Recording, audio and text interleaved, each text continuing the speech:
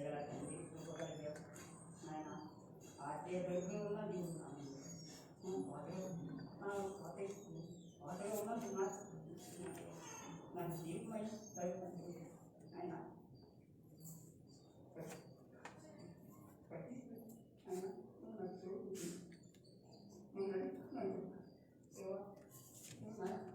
ఆయన పెట్టి ఉన్నాను కాబట్టి తీసుకున్నాం ఆయన నాకు అలాగే తీసుకున్నాను ఎన్నో ఆశ్చర్యించింది నేను ఈ పథకాన్ని సాగతున్నానని ఆయన ఘనరామయ్య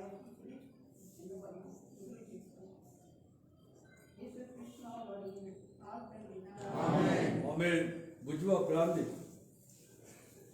మనకి ఫ్రెండ్స్ నా ప్రియ పర్వతండి నీకు వందనాలు చేస్తున్నాను. నాకు ఇప్పుడు దాకా నీ వాక్యం ద్వారా మాట్లాడుతూ మాటలు పెట్టిన ఆరాధించబెట్టిన కూడా జ్ఞాపకం ఆరాధించలేకపోయారు. వారికి కూడా ఇంకో తరుణం తెచ్చిన సహాయం చేశాను. నేను రక్తం శరీర సాధన బలగా చేసే ముందుగా నాన్న మా జీవితాలు ఇంకా మేము యజ్ఞంగా ఉన్నాము. వాక్యం ద్వారా సరి చేసుకుని నాన్న యోగ్యమైన రీతిలో నీ బల చేయడం సహాయం చేసిన వాటి నీ దోషను కూడా ఆత్మకరించి మనం మాకు కావాల్సిన వాక్యాలను దయచేయమని కేసీఆర్ బట్టి నువ్వు ప్రాంతాలు పెట్టుకుంటున్నాను తండ్రి.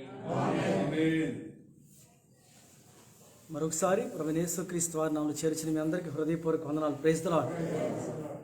దేవుని యొక్క మహాప్రేమ, ఆయన కృప, ఆయన కనికరాలకు మన దేవునికి అంతేనా రుణస్థలమే అన్నాం.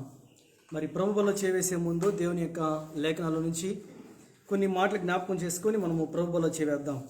అపోస్తులైన పౌలు గారు దెస్సలోనికి రాసిన మొదటి పత్రిక, దెస్సలోనిక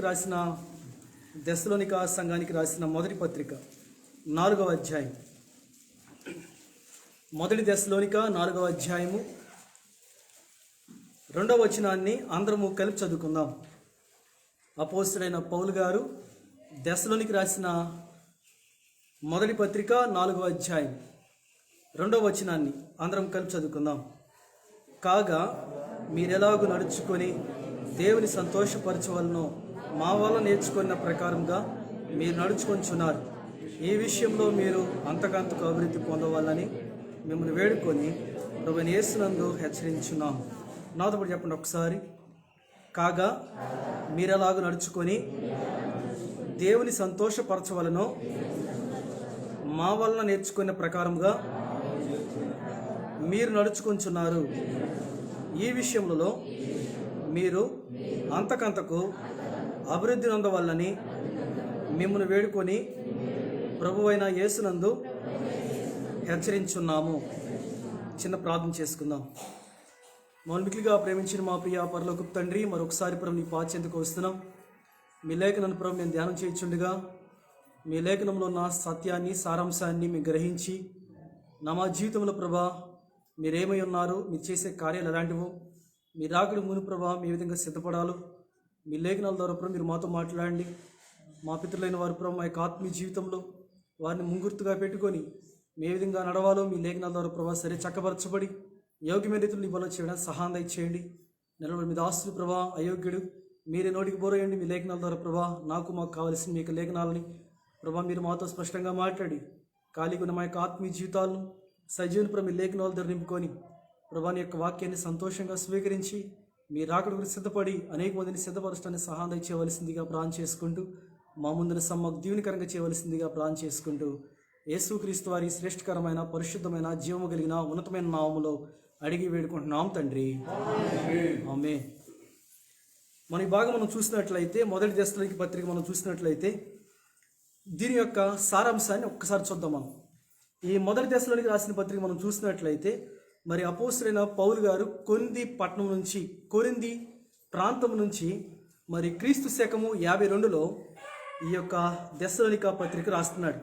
ఈ పత్రిక కేవలము మరి సంఘం కోసం రాసిన పత్రిక ఇది. ఈ పత్రిక కేవలము ఈ మొదటి దెస్సలోనిక, తర్వాత మనం చూసినట్లయితే 2వ దెస్సలోనిక పత్రిక కేవలము దేవుని యొక్క సంఘములో ఉన్న విశ్వాసులకి రాసిన పత్రిక. ఇంగ్లీష్లో దీన్ని ఏమంటారంటే హోప్ ఆఫ్ ద బిలీవర్, విశ్వాసుల యొక్క విశ్వాసము అనే మాట ఆధారం చేసుకొని వారి యొక్క విశ్వాసాన్ని ఏ విధంగా కొనసాగించాలో, వారి యొక్క విశ్వాసాన్ని ఏ విధంగా అభివృద్ధి చేసుకోవాలో ఈ యొక్క దశలోనిక పత్రిక రాస్తూ ఉన్నాడు.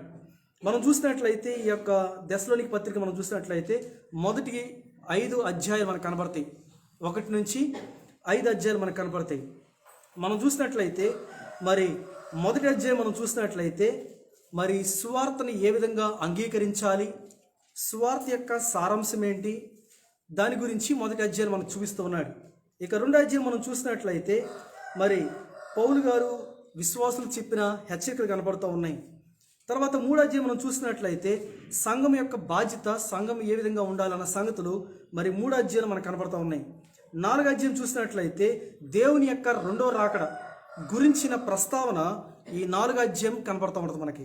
ఇక 5వ అధ్యాయం చూసినట్లయితే దేవుని యొక్క దినము, the day of the lord, దేవుని యొక్క దినం గురించిన ప్రస్తావన ఈ యొక్క 5 అధ్యాయం మనకు కనబడుతూ ఉంది. మనం చూసినట్లయితే ఈ యొక్క 5 అధ్యాయాల్లో ప్రాముఖ్యమైనది ఈ 4వ అధ్యాయం. ఈ 4వ అధ్యాయం మనం చూసినట్లయితే దేవుని యొక్క రాకడ గురించి, దేవుని యొక్క ఆగమనం గురించి మరి పౌలు గారు మరి దశలోనిక సంఘానికి కనబడుతూ ఉంటుంది. మనం దశలోనిక మొదటి దశలోనిక 4వ అధ్యాయం అనగానే మనం కింద భాగం చూస్తాం. 13 వచ్చిన కాడి నుంచి ఆఖరి దాకా చూస్తాం. చచ్చిపోయినప్పుడు కానీ, జ్ఞాపకార్థ కూడికలప్పుడు కానీ ఈ భాగాన్ని మనం ఏం చేస్తూ ఉంటాం, ధ్యానం చేస్తూ ఉంటాం. కానీ దానికన్నా ప్రాముఖ్యమైన మాట ఈ పై భాగంలో మనకు చూపిస్తున్నాడు. చదవండి ఒకసారి 4వ అధ్యాయం 2వ వచనం చూస్తే మరి ప్రభువును ఎలా సంతోషపెట్టాలి అన్న సంగతిని ఈరోజు మనం చూద్దాం. ప్రభువును ఎలా సంతోషపెట్టాలో నేర్చుకోవాలి. దేవుణ్ణి ఏ విధంగా పెట్టాలో సంగతి గురించి ఈరోజు మనం ధ్యానం చేద్దాం. చదవండి ఒకసారి మొదటి దశలోనిక 4వ అధ్యాయం 2వ వచనం. కాగా మీరు ఎలాగూ నడుచుకొని దేవుని సంతోషపరచవలనో మా వలన నేర్చుకున్న ప్రకారము మీరు నడుచుకుంటున్నారు. ఈ విషయంలో మీరు అంతకంతకు అభివృద్ధి పొందవలనని మిమ్మల్ని వేడుకొని ప్రభువైన యేసునందు హెచ్చరించున్నాము. ఇక్కడ చూసినట్లయితే ఒక 4 భాగాలు చెప్తాడు. ఇక్కడ ఈ 4 మనం ధ్యానం చేయం, కానీ ఒక భాగాన్ని మనం ధ్యానం చేద్దాం. ఈ 4 భాగాలు చూసినట్లయితే అంటాడు అక్కడ, మీరు ఎలాగూ నడుచుకొని దేవుణ్ణి సంతోషపరచవలననో మా వలన నేర్చుకున్న ప్రకారం అంటాడు. అక్కడ మొదటి సంగతి ఏంటంటే దేవుని యొక్క దాసుల వలన ఏదైతే దేవుణ్ణి ఎలాగైతే సంతోషపరచాలని నేర్చుకున్నారో దాన్ని మీరేం చేసుకోవాలంట, నేర్చుకునే ప్రకారము మీరేం చేసుకోవాలంటే దాన్ని నడుచుకోవాలి. ఇక 2వ సంగతి చెప్తాడు ఇక్కడ, ఈ విషయంలో మీరు అంతకంతకు అభివృద్ధి పొందాలి. ఆత్మీయ జీవితంలో, వ్యక్తిగత జీవితంలో ఒక విశ్వాసి అంట అంతకంతకు ఏం చేసుకోవాలంట, అభివృద్ధి పొందాలంట. ఏ విషయంలో అభివృద్ధి? మొదటి భాగం చెప్తాడు అక్కడ. ఏ విషయంలో అంట, ఏ విషయం అంట, దేవుణ్ణి ఏ విధంగా సంతోషపరచాలో ఆ విషయంలో మీరు ఏం చేయాలంటండి, అంతకంతకు ఏం చేసుకోవాలంట, అభివృద్ధి పొందాలి. దేవుణ్ణి సంతోషపరిచే విషయంలో ఒక విశ్వాసి ఏం చేయాలంటే అంతకంతకు ఏం చేసుకోవాలంట, అభివృద్ధి పొందాలి. ఇక 3వ సంగతి చెప్తాడు అక్కడ, మిమ్మును వేడుకుంటున్నాను అన్నాడు. అక్కడ మిమ్మును వేడుకుంటున్నాను అన్నాడు. 4వ మాట చెప్తాడు అక్కడ, ప్రభువైన యేసునందు హెచ్చరిస్తున్నాను అన్నాడు. అక్కడ హెచ్చరించడం వేరు, వేడుకోవడం వేరు. వేడుకోవడం అంటే అర్థం ఏంటంటే బతులాడుకోవడం, రిక్వెస్ట్ చేసుకోవడం. చెయ్యండిరా, నడవండిరా, చూడండిరా అంటారు చూడండి, దాన్ని ఏమంటారు, బతులాడుకోవడం. వేడుకోవడం అంటే లేక ఇక్కడ 2వ భాగం మనం చూసినట్టు ఏమంటాడు అక్కడ, హెచ్చరిస్తున్నాడు అంటే. హెచ్చరించడం అంటే అర్థం ఏంటంటే గద్దిస్తున్నాడు. అంత మాత్రమే కాదు కానీ జాగ్రత్త చెప్తున్నాడు. అంత మాత్రమే కాదు కానీ మనలో ఉన్న అవిధేయతల్ని, లోటుపాట్లని ఏం చేస్తున్నాడంటే ఎత్తి చూపిస్తున్నాడు అన్నమాట. మనలో ఉన్న అవిధేయతలను, మనలో ఉన్న లోటులను అపోస్తలుడైన పౌలు గారి ద్వారా దేవుడు ఏం చేస్తున్నాడండి, ఎత్తి చూపిస్తున్నాడు. ఇది నీ తప్పు, ఇది నీ లోటు, ఇది నీ అవిధేయత, ఇది నీ సరి చేసుకోవాలని చెప్పి దేవుడు అపోస్తలుడైన పౌలు గారి ద్వారా నీకు నాకు ఏం చేస్తున్నాడు అంటే ఎత్తి చూపిస్తున్నాడు దాన్ని. ఇప్పుడు మనం చేయాల్సింది ఏంటి అంటే ఆ మొదటి భాగం చదవండి ఒకసారి మళ్ళీ. కాగా మీరు ఎలాగూ నడుచుకొని దేవుణ్ణి సంతోషపరచవలనో. ఎవరి వలన నేర్చుకోవాలంటే అండి ప్రతిదీ దేవుని యొక్క సేవకుల వలన, దేవుని వలన ఏం చేసుకోవాలంట? నేర్చుకోవాలంట. విశ్వాసి అనగాల్ని గుర్తుకొచ్చేది ఏంటంటే నేర్చుకోవటం. విశ్వాసి అనే మాటకు అర్థం ఏంటండి? నేర్చుకునేవాడు. విశ్వాసి అనే మాటకు అర్థం ఏంటంట? నేర్చుకునేవాడు, లెర్నర్. విశ్వాసి, believer is nothing but learner. విశ్వాసి అనే మాటకు అర్థం ఏంటంటే ఎప్పుడూ ప్రతినిత్యము నేర్చుకునే తత్వం కలిగిన వాడు అని అర్థం. ఇది అపోస్తలుడైన పౌలు దెస్సలోనిక సంఘానికి రాస్తూ ఈ 4వ అధ్యాయం చెప్తాడు. అక్కడ ఈ యొక్క అధ్యాయం మొత్తం చూస్తే దేవుని యొక్క రాకడ గురించి, దేవుని యొక్క రాకడ గురించి మనం ఏ విధంగా సిద్ధపడాలి ఆ సంగతి ఈ 4వ అధ్యాయం మనకు కనబడుతుంటుంది. ఈరోజు నా భాగం ఏంటంటే దేవుణ్ణి ఎలా సంతోషపెట్టాలి మనం. దేవుణ్ణి చెప్పండి ఒకసారి నాతో పాటు, దేవుణ్ణి ఎలా సంతోషపెట్టాలో నేర్చుకుందాం. ఏం చేసుకోవాలంటే అండి, దేవుణ్ణి ఎలా సంతోషపెట్టాలో మనం ఏం చేసుకోవాలంట? లోకంలో ఏం చేస్తూ ఉంటారంటే మనుషుల్ని ఏ విధంగా సంతోషపెట్టాలో నేర్చుకుంటారు. మనుషుల్ని ఏ విధంగా సంతోషపెట్టాలి, వాళ్ళకి నొప్పి తగలకుండా, వాళ్ళకి గాయం అవ్వకుండా ఎలా సంతోషపెట్టాలో నేర్చుకుంటారు. దానికి ఒక ట్రైనింగ్ క్లాస్ ఉంటుంది మళ్ళీ.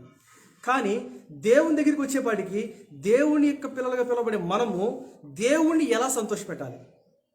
దేవునికి ఏదో ఇవ్వటం వల్ల దేవుడు సంతోషపడతాడా? లేకపోతే పోరదండాలు ఎత్తే దేవుడు సంతోషపడతాడా? నిలువు దోపిడితే దేవుడు సంతోషపడతాడా?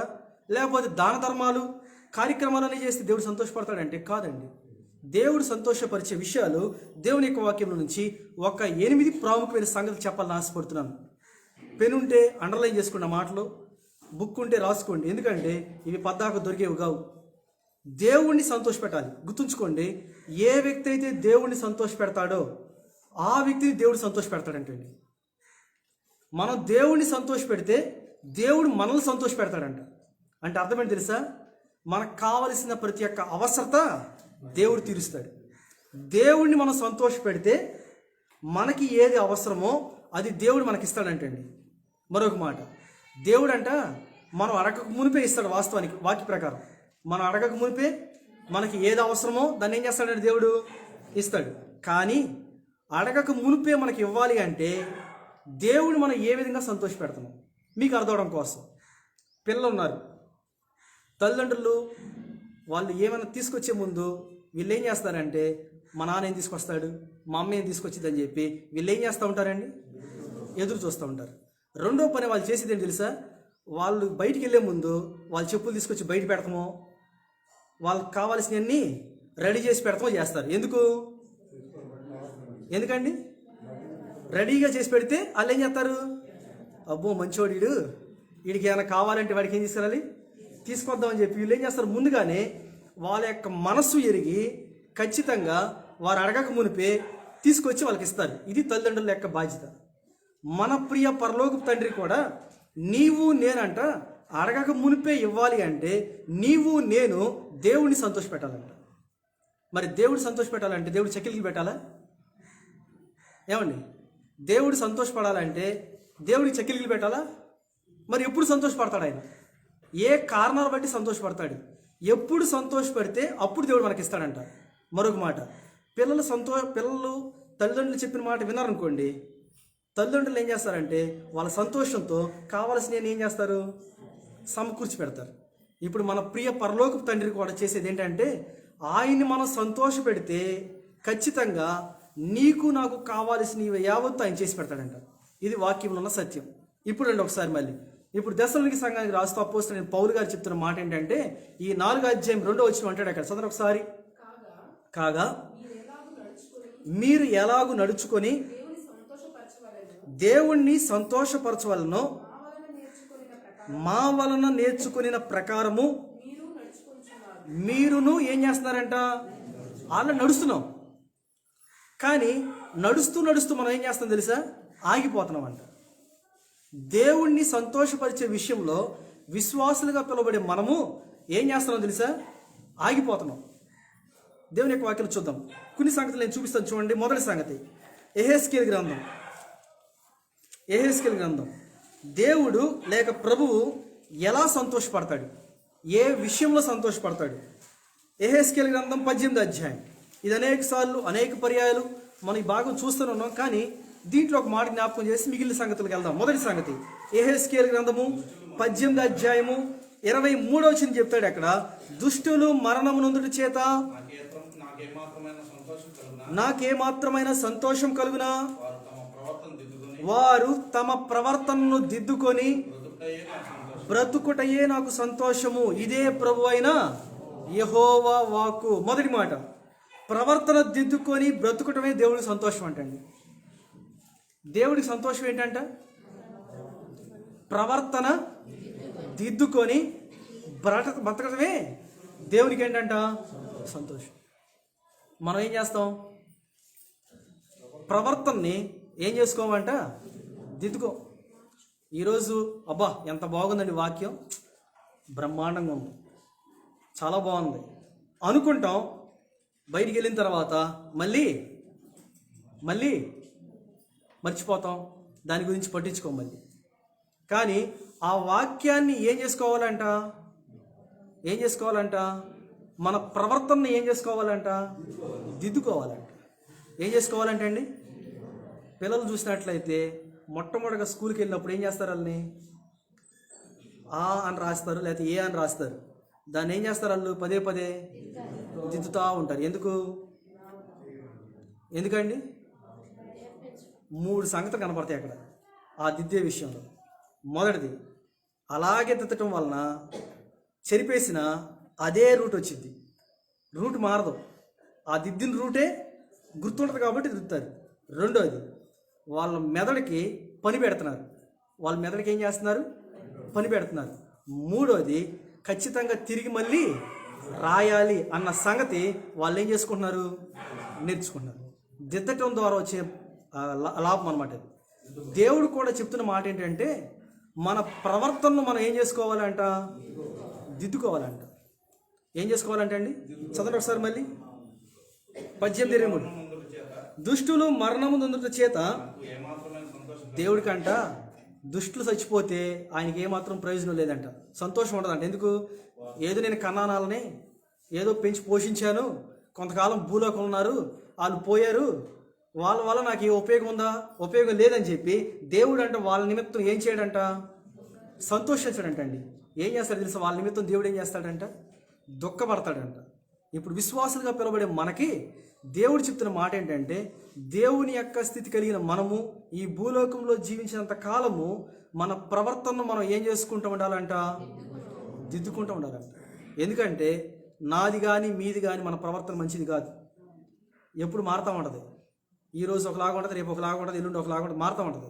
కానీ వాక్యం చేత ఎప్పుడైతే మనం దిద్దుకుంటూ ఉంటామో ఆటోమేటిక్గా ఆ దిద్దింది మనం ఏమవుతుంది? మన మైండ్లో ఫిక్స్ అయిపోయింది. కాబట్టి మళ్ళీ మనం ఏం చేయము? వాటి జోలికి వెళ్ళం. ఇప్పుడు దేవుడు చెప్తున్న మాట ఏంటంటే, మన ప్రవర్తన దిద్దుకోవడం వలన చదవనంటాడు అక్కడ, వారు తమ ప్రవర్తన దిద్దుకొని బ్రతుకుటయే నాకు సంతోషము. మన ప్రవర్తన దిద్దుకోవటమే దేవునికి ఏంటంటే మొదటిగా సంతోషం. ఇది అపోస్తలుడైన పౌలు గారు అన్ని సంఘాలకు చెప్తున్నాడండి. కొరింథీ సంఘానికి చెప్పాడు, దెస్సలోనిక సంఘానికి చెప్పాడు, ఫిలిప్పీ సంఘానికి చెప్పాడు, ఎఫెసీ సంఘానికి చెప్పాడు, కొలసీ సంఘానికి చెప్పాడు, గలతీ సంఘానికి చెప్పాడు, తిమోతికి రాస్తూ చెప్పాడు. ఇవన్నీ ఏం చెప్పాడంటే, తమ ప్రవక్తను దిద్దుకొని మీరు ఈ విధంగా జీవిస్తే మీరు ఆశీర్వదించబడతారని చెప్పి అపోస్తలుడైన పౌలు గారు అన్ని సంఘాలకు రాస్తున్నాడు. దాన్నే మనకు కూడా ఏమని చెప్తున్నాడంటే, ఏదైతే మీరు నా వలన నేర్చుకున్నారో చదవండి ఒకసారి. ఇప్పుడు అంటాడు అక్కడ, కాగా మీరు ఎలాగో నడుచుకొని దేవుణ్ణి సంతోషపరచవలనో మా వలన నేర్చుకున్న ప్రకారముగా. ఎవరి వలన?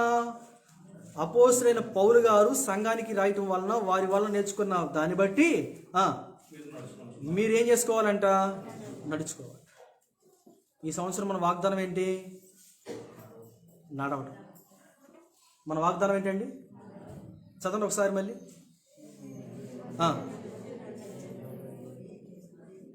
అందరూ ఒకసారి ఒకేసారి చదవండి. ఏంటిది అది? నేను మీ మధ్య నడిచేదను, మీకు దేవుడు. ఆఖరి మాట, యేసు తానే దగ్గరికి వచ్చి వారితో కూడా ఇప్పుడు ఆయన మనతో నడవాలి, మనం ఆయనతో నడవాలంటే ఎవరి ప్రవర్తన అయితే దిద్దుకుంటారో వారితో మాత్రమే దేవుడు నడుస్తాడు. వారితో మాత్రమే దేవుడు ఏం చేస్తాడంట? నడుస్తాడు. ఇప్పుడు మీకు అర్థం కోసం పాత నిబంధనలో ఒక వ్యక్తి ఉన్నాడు, మరణం చూడకుండా వెళ్ళిపోయాడు. ఎలా వెళ్ళిపోయాడండి? దేవునితో నడుస్తూ వెళ్ళిపోయాడంట. కారణం ఏంటి తెలుసా? తన ప్రవర్తనలో ఏం చేసుకున్నాడు? దిద్దుకోవడం వలన దేవుడితో నడుస్తూ వెళ్ళిపోయాడండి. దేవుడితో నడుస్తూ వెళ్ళిపోయాడు ఆయన. అందుకే దేవుని యొక్క వాక్యం వస్తుంది, ఆయన్ని సంతోష పెట్టాలంటే మన ప్రవర్తనను మనం ఏం చేసుకోవాలంట? దిద్దుకోవాలి. ఇది మొదటి సంగతి. ఇక రెండో సంగతి చూద్దాం. లూకాసు వార్త 15 అధ్యాయము, లూకాసు వార్త 15 అధ్యాయం 7వ వచనం.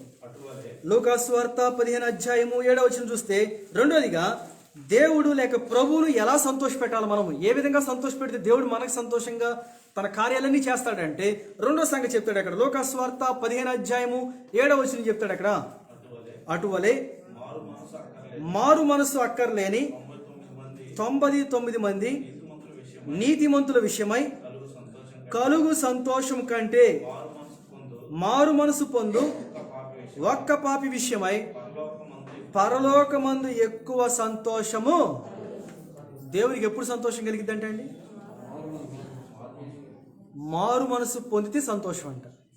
దేవుడికి కుప్పలు ఇచ్చేసి, నిలువు దోపులు ఇచ్చేసి, తర్వాత ఒక నెల రోజులు ఉపవాసం ఉంటే దేవుడికి ఏమాత్రం కూడా సంతోషము ఉండదండి. దేవుడికి ఎప్పుడు సంతోషం ఉండదంట? రెండో సంగతి చెప్తాడు అక్కడ. ఎప్పుడంట? మారు మనసు పొందితే.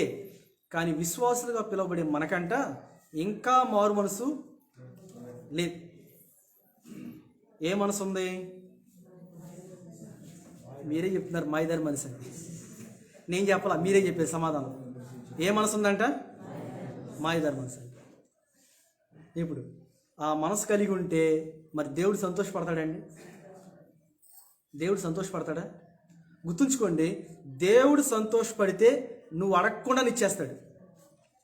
నువ్వు అడగకుండానే నీకు ఏది కావాలో ఖచ్చితంగా నీకు పెడతాడు ఆయన, అంతే. బైబిల్లో మన పితరులైన వాళ్ళు చాలామంది ఉన్నారు, అడగకుండానే ఇచ్చేసాడు దేవుడు. వాళ్ళు మొరపెట్టుకోవాలా, గోజాళ్ళ ఏం చేయాల, దేవుణ్ణి సంతోషపెట్టారు, అంతే వాళ్ళు చేసిన పని. దేవుణ్ణి ఏ వ్యక్తి అయితే సంతోష పెడతాడో ఆ వ్యక్తి ఆశీర్వదించబడతాడండి.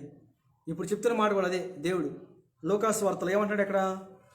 మారు మనసు అక్కర్లేని 99 మంది నీతిమంతుల విషయమై కలుగు సంతోషం కంటే మారు మనసు పొందు ఒక్క పాపి వలన దేవుడు ఒక్కడే కాదంట, పరలోకం మొత్తం ఏమైపోయిందంట? మొత్తం సంతోషం. ఇప్పుడు దేవుడే సంతోషపడితే మనకి ఏం కావాలంటే ఇస్తాడు కదా. దేవుడు సంతోషపడాలంట. మన పనుల వలన, మనం చేసే వలన దేవుడు సంతోషపడుతున్నాడా అనేది మన ప్రశ్న. కానీ దేవుని యొక్క వాక్యం వస్తుంది, ఒకప్పుడు సంగతి ఒకప్పుడు జీవితం తీసి పక్కన పడేసేయండి. ఈ దినం నుంచి మనం జ్ఞాపకం చేసుకోవాల్సింది ఏంటంటే, మన ద్వారా దేవుడు సంతోషపడుతున్నాడా? మనం చేసే పని వలన దేవుడు సంతోషపడుతున్నాడా? ఒకప్పుడు లోకంలో తిరిగాం, లోకంలో జీవించాం, దేవునికి చేయని పనులు చేసాం, నామకార్థంగా జీవించాం, దేవుడి దగ్గరికి వస్తూ కూడా అపనమ్మకంగా ఉన్నాం. అంత మాత్రమే కాదు, కానీ దేవుడితో పాటు ఉంటూ కూడా దేవునికి ద్రోహం చేస్తూ, దేవునికి వ్యతిరేకమైన పనులు చేస్తూ ఉన్నాం. నా మటుకు నేను, మీ మటుకు మీరు, అందరం చేసిన వాళ్ళమే. కానీ ఈ దినం నుంచి మనం చేయాల్సింది ఏంటంటే, దేవుణ్ణి సంతోషపెట్టాలంటే. ఏ వ్యక్తి అయితే దేవుని సంతోష పెడతాడో ఆ వ్యక్తి ఆశీర్వదించబడతాడు. బైబిల్లో ఒక మాట రాయబడింది ఏంటి తెలుసా? దేవుణ్ణి ఎవరైతే సంతోష పెడతాడో పరలోక రాజ్యంలో వారికి దేవుడు స్థానం ఇస్తాడంట. ప్రకటనలో ఉన్న మాట. ఏ వ్యక్తి అయితే దేవుని సంతోష పెడతాడో, ఎవరి క్రియల వలన, ఎవరి పనుల వలన దేవుడు సంతోషపడతాడో చూస్తాడంట దేవుడు. ఇదిగో నా ప్రియకుమారుడు, ఇతనేందు నేనేం చేస్తున్నాను? దేవుడే తన ప్రియకుమారుడు ఏందో ఆనందిస్తుంటే, నిన్ను నన్ను కొనుక్కున్న ఆయన మనల్ని బట్టి చూసి సంతోషించడా అండి? మనల్ని బట్టి దేవుడు చూసి ఆనందించడా? ఖచ్చితంగా ఆనందిస్తాడు. ఎప్పుడు? లోకములు అంటారు కదా, అమ్మో నా కొడుకు ప్రయోజకుడైతే నాకు సంతోషం అండి అంటారు. లేకపోతే నా కొడుకు పలానా పనులు చేస్తే, నా కూతురు పలానా పనులు చేస్తే నాకు సంతోషం అండి అంటారు లోకంలో. కానీ లోకంలో దీనికే మనం ఆలోచిస్తున్నామే. మన ప్రియ పరలోకపు తండ్రి మనల్ని ఈ భూమి మీద నిన్ను నన్ను కని కొని పెంచి పోషిస్తుంటే ఆయన మనం ఏ విధంగా సంతోషపెడుతున్నాం, ఆయన మనం ఏ విధంగా గణపరుస్తున్నాం. దేవుని యొక్క వాక్యం వస్తుంది, ఒక్క పాపి ఏమవ్వాలంట, మారు మనసు పొందాలంట, మార్పు చెందాలంట. మారు మనసు అంటే అర్థం ఏంటంటే కొత్త మనసు తీసుకొచ్చి లోపల వేసుకోవడం కాదు. ఉన్న మనసుని ఏం చేసుకోవాలి, మార్చుకోవాలి, మార్పు చెందాలి. ఎప్పుడైతే మనం మనస్సును మార్చుకుంటామో, అందుకని బైబిల్ ఒక మాట ఉంది, మనస్సు మార్పడం వలన, మనసు నూతనం అవడం వలన రూపాంతరం చెందుతామంట. మనస్సు మార్చడం వలన, మనస్సు మార్చుకోవాలి. ఒకప్పుడు చేసి ఇక్కడ నుంచి చేయను, ఒకప్పుడు అన్నాను ఇప్పుడు అన్నాం. ఎప్పుడైతే మన మనస్సును మార్చుకొని దేవుని చెంతకు వచ్చి ఎప్పుడైతే మన జీవితాన్ని దేవునికి సమర్పించుకుంటామో, నీ ద్వారా నా ద్వారా దేవుడు సంతోషపడతాడు. తండ్రి అయిన దేవుడే తన కుమారుడైన ప్రభువైన యేసుక్రీస్తు వారు భూమి మీద ఉన్నప్పుడు సంతోషపడ్డాడే, మరి నిన్ను నన్ను చూసినప్పుడు కూడా దేవుడు మనల్ని బట్టి సంతోషిస్తున్నాడా, మనల్ని బట్టి దేవుడు ఆనందిస్తున్నాడా? దేవుని యొక్క వాక్యం సెలవుస్తుంది. రెండోదిగా, మారు మనస్సు పొందితే దేవుడు ఏం చేస్తాడంట, సంతోషిస్తాడు. ఇక మూడో సంగతి చూద్దాం. మూడోదిగా ఒక్కొక్కటి మనం వివరించుకుంటూ వెళ్తే బోర్డు సమయం పట్టింది. ఇక మూడో సంగతి చూద్దాం. మొదటి సమూయేలు 15వ అధ్యాయం.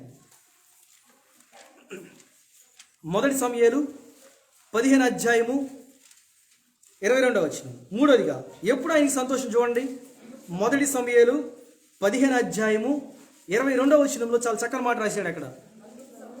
అందుకు సమూయేలు తాను సెలవిచ్చిన ఆజ్ఞను ఒకడు గైకొనటం వలన యెహోవా సంతోషించినట్లు ఒకడు దహన బలులను అర్పించుట వలన ఆయన సంతోషించిన ఆలోచించుము. బలులు అర్పించుట కంటే ఆజ్ఞను గైకొంటయు, పొటేళ్ల క్రొవ్వును అర్పించుట కంటే మాట వినటము శ్రేష్టము. మూడో మాట జ్ఞాపకం చేస్తాడు అక్కడ. ఆజ్ఞలు గైకొనటం వలన దేవుడు సంతోషిస్తాడంట. ఆజ్ఞలు గైకొనటం వలన దేవుడు ఏం చేస్తాడంట, సంతోషిస్తాడు. ఇంతకు ఆయన ఆజ్ఞలు ఎలా ఉంటాయి, ఎలా ఉంటాయండి ఆయన ఆజ్ఞలు? బైబిల్లో రాశాడు, నా ఆజ్ఞలు సులువు అన్నాడు కదా. మత్తయి సువార్త 8వ అధ్యాయం ఏమన్నాడు ఆయన, సులువు, నా కాడి తేలికంట. ఆయన ఆజ్ఞలు తేలిగ్గానే ఉంటాయి. విన్నారా? ఆయన ఆజ్ఞలన్నీ సులువుగా తేలిగ్గా ఉంటాయి. సులువుగా ఉన్న తేలిగ్గా ఉన్న వాటిని మనం గైకొనకపోతే దేవుడు మనల్ని బట్టి సంతోషిస్తాడా, దేవుడు మనల్ని బట్టి ఆనందిస్తాడా? అక్కడ రాయబడిన మాట చదవండి ఒకసారి మళ్ళీ. అందుకు సమూయేలు తాను సెలవిచ్చిన ఆజ్ఞను ఒకడు గైకొనటం వలన యెహోవా ఏం చేస్తాడంటండి, సంతోషిస్తాడంట. ఆజ్ఞలను గైకొంటే దేవుడు ఏం చేస్తాడంట, సంతోషపడతాడంట. ఆజ్ఞ గైకొనాలంతే. అబ్రహాము దేవుడు చెప్పాడు, ఆజ్ఞ ఇచ్చాడు, నువ్వులే బయటికి రా అన్నాడు అంతే. అబ్రహాం ఏం చేశాడండి, చిత్తం ప్రభు అన్నాడు అంతే కదా. లేదు ప్రభు తర్వాత చూద్దాం అన్నాడా, లేదు. అనేక పర్యాలు అబ్రహాం తన జీవితంలో ఈ దేశాన్ని వదిలేసి వచ్చే అన్నాడు. లేదు ప్రభా కొంచెం పని ఉంది, ఇంకా ఈ పనంతా అప్పచెప్పేసి వస్తానన్నాడా, అనలా. కొడుకు దగ్గర కూడా అంతే, తర్వాత లోతు దగ్గర కూడా అంతే. దేవుని ఆజ్ఞను ఏం చేశాడు, గైకొన్నాడు అంతే. దేవుని ఆజ్ఞను గైకొన్నాడు. ఇప్పుడు దేవుడు అబ్రహామును బట్టి ఏం చేశాడు తెలుసా, సంతోషించాడండి. అబ్రహామును బట్టి సంతోషించి దేవుడు అబ్రహామును ఏం చేశాడంటే ఆశీర్వదించాడు. ఏమని, ఆకాశం వైపు చూడు, నక్షత్రాలు చూడు, అంతకన్నా నిన్నేం చేస్తాను, ఆశీర్వదిస్తాను. ఒక్క చిన్న పని చేసింది అబ్రహాం. ఏం చేశాడు, ఆయన ఆజ్ఞలు గైకొన్నాడు అంతే. ఇసుక చూడు అన్నాడు, ఒకసారి తీసుకో లెక్కే అన్నాడు, నా వల్ల కాదు ప్రభు అన్నాడు. అంతకన్నా ఎక్కువ నేనేం చేస్తాను, ఆశీర్వదిస్తాను. ఆయన ఆజ్ఞలను ఎప్పుడైతే గైకుంటారో ఆ వ్యక్తి ఏం చేస్తాడు, ఖచ్చితంగా ఆశీర్వదించబడతాడు. ఆ వ్యక్తిని బట్టి దేవుడు ఏం చేస్తాడండి, సంతోషపడతాడు. ఇప్పుడు మనకు ప్రశ్న, మనల్ని బట్టి దేవుడు సంతోషపడుతున్నాడా? మనం చేసే పనులు బట్టి, మనం చేసే క్రియలను బట్టి దేవుడు సంతోషపడుతున్నాడా? జ్ఞాపకం చేసుకోండి, మనల్ని బట్టి దేవుడు సంతోషపడకపోతే అంతకన్నా దౌర్భాగ్యం భూలోకంలో ఏమీ లేదు. దేవుడు సంతోషపడాలి మనల్ని బట్టి. ఎందుకంటే ఆయన నీ కొరకు నా కొరకు తన యొక్క అమూల్యమైన రక్తాన్ని ఏం చేశాడు? దారిపోసాడు. తండ్రి ఆజ్ఞనిచ్చాడు, ఎల్లు, భూలోకం అంతా చెడిపోయింది, వాళ్ళ నిమిత్తం నీ ప్రాణం పెట్టాను ఆజ్ఞనిచ్చాడు దేవుడు. తండ్రి అయిన దేవుడు, తండ్రి అయిన దేవుడు మాట కుమారుడైన ప్రభువైన యేసుక్రీస్తు వారు ఏం చేశాడండి? ఆజ్ఞ అంగీకరించాడు. అంతే. ఆజ్ఞను మేరలా వచ్చాడు. తండ్రి చెప్పిన మాట ధిక్కరించకుండా ఆజ్ఞను చిరుసా పాటించాడు. ఎప్పుడైతే పాటించాడో పరలోకం అంట తన ప్రియకుమారుడైన ప్రభువైన యేసుక్రీస్తు వాళ్ళని ఏం చేసిందంట? ఆనందించిందంట అండి, సంతోషించిందంట. ఆయన పుట్టినప్పుడు సంతోషించింది, ఆయన కలవరశిల్లో ప్రాణం పెట్టినప్పుడు సంతోషించింది, ఆయన మరణం సమాధి చేయబడినప్పుడు సంతోషించింది, పరలోక రాజ్యానికి తిరిగి ఆరోహణమైనప్పుడు కూడా పరలోకం ఏమేం చేశా? సంతోషించిందంటే. కారణం ఏంటి తెలుసా? ఆయన ఆజ్ఞ మాటించాడంతే. మనకు ఆత్మీయ జీవితం మనకు జ్ఞాపకం చేసుకోవాల్సింది ఏంటంటే, మొదటి సంగతి మనం చూసాం, ప్రవర్తన దిద్దుకుంటే దేవుడు ఏం చేస్తాడంట? సంతోషపడతాడు. ఇక రెండోది, మారు మనసు పొందితే దేవుడు ఏం చేస్తాడంట? సంతోషిస్తాడు. మూడోది, ఆజ్ఞలను గైకుంటే దేవుడు ఏం చేస్తాడంట? ఒక్కసారి ఆజ్ఞలు ఎలా ఉంటాయి చూద్దాం ఒకసారి, ఎందుకంటే ఆజ్ఞలు చూడాలి ఒకసారి. సామెతల గ్రంథం చూడండి ఒకసారి, 3వ అధ్యాయం. చాలా మంది ఏమనుకుంటారంటే ఆయన ఆజ్ఞలు అమ్మో చాలా కఠినంగా ఉంటాయి ఏమనుకుంటారు. చూడండి ఒకసారి సామెతల గ్రంథము 3వ అధ్యాయం 1వ వచనం. నా కుమారుడా, నా ఉపదేశం మరువకము, నా ఆజ్ఞలను ఏం చేసుకోవాలంట? హృదయపూర్వకంగా ఏం చేసుకోవాలంట? గైకొనాలంట. ఆజ్ఞలను ఏం చేసుకోవాలంట అండి? గైకుంటే ఏమొచ్చింది? దీర్ఘాయువు, సుఖజీవంతో కూడిన సంవత్సరము, శాంతి వచ్చిందంట. ఆజ్ఞలు గైకుంటే అంతే. ఆజ్ఞలు ఒక్కటే గైకుంటే చాలు. మరొక మాట చూడండి, 4వ అధ్యాయం 4వ వచనం. 4వ అధ్యాయం 4వ వచనం. ఆయన నాకు బోధించు, నాతో ఇట్లా అన్నాడు, నీ హృదయము పట్టుదలతో నా మాటలు పట్టుకొని నిమ్ము, నా ఆజ్ఞలు కనుక నీవు గైకుంటే నువ్వేమవుతావు? బ్రతుకుతావు. ఆజ్ఞలు గైకుంటే ఏమవుతారంటే అండి? బ్రతుకుతారంట. తర్వాత మరొక మాట, కీర్తనలు 119, 161. కీర్తనలు 119 అధ్యాయము 161వ వచనం. కీర్తనకారుడు రాస్తున్నాడు చూడండి ఒకసారి. కీర్తనలు 119, 161. అధికారులు నిర్నిమిత్తముగా నన్ను తరుముదురు, అయినను నీ వాక్య భయము నా హృదయమందు నిలుచున్నది. చాలండి. ఇక్కడ చూసినట్లయితే అయినను నీ వాక్య భారము, నీ వాక్య భయము నా హృదయం ముందు ఏం చేస్తుందంట? నిలుచుచున్నది. దేవుని యొక్క వాక్యం సెలవుస్తుంది అక్కడ.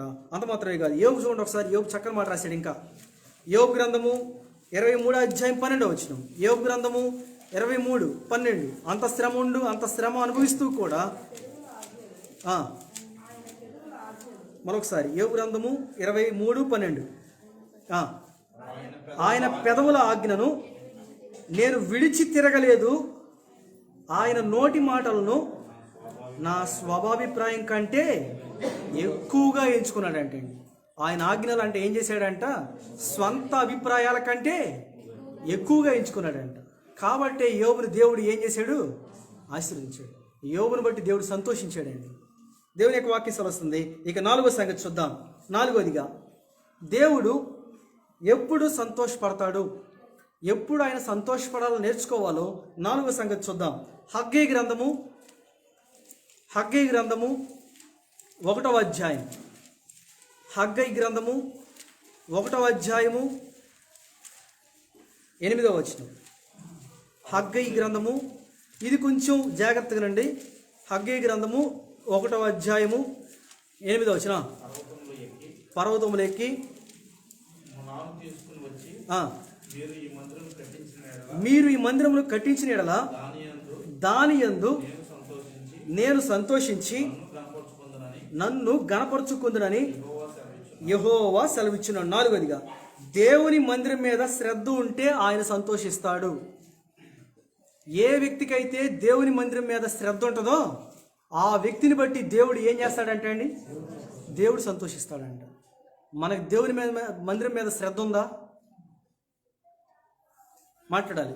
దేవుని మందిరం మీద మనకి శ్రద్ధ ఉందా? శ్రద్ధ లేదండి? మాట్లాడతలా. దేవుని మందిరం మీద మనకు శ్రద్ధ ఉందా? లేదు. ఆయన మందిరం మీద మనకేం లేదండి, శ్రద్ధ లేదు.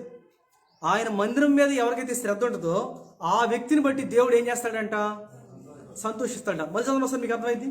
హగ్గీ గ్రంథము పేజీ నెంబర్ 775, 1వ అధ్యాయము 8వ వచనం. పర్వతములెక్కి మ్రాను తీసుకుని వచ్చి, అంటే అర్థం ఏంటంటే మందిరంలో చేసే పనుల కోసము ఎవరైతే సమర్పించుకుంటారో వారిని బట్టి దేవుడు ఏం చేస్తాడంట, సంతోషిస్తాడంట. మీరు ఈ మందిరమును కట్టించిన ఎడల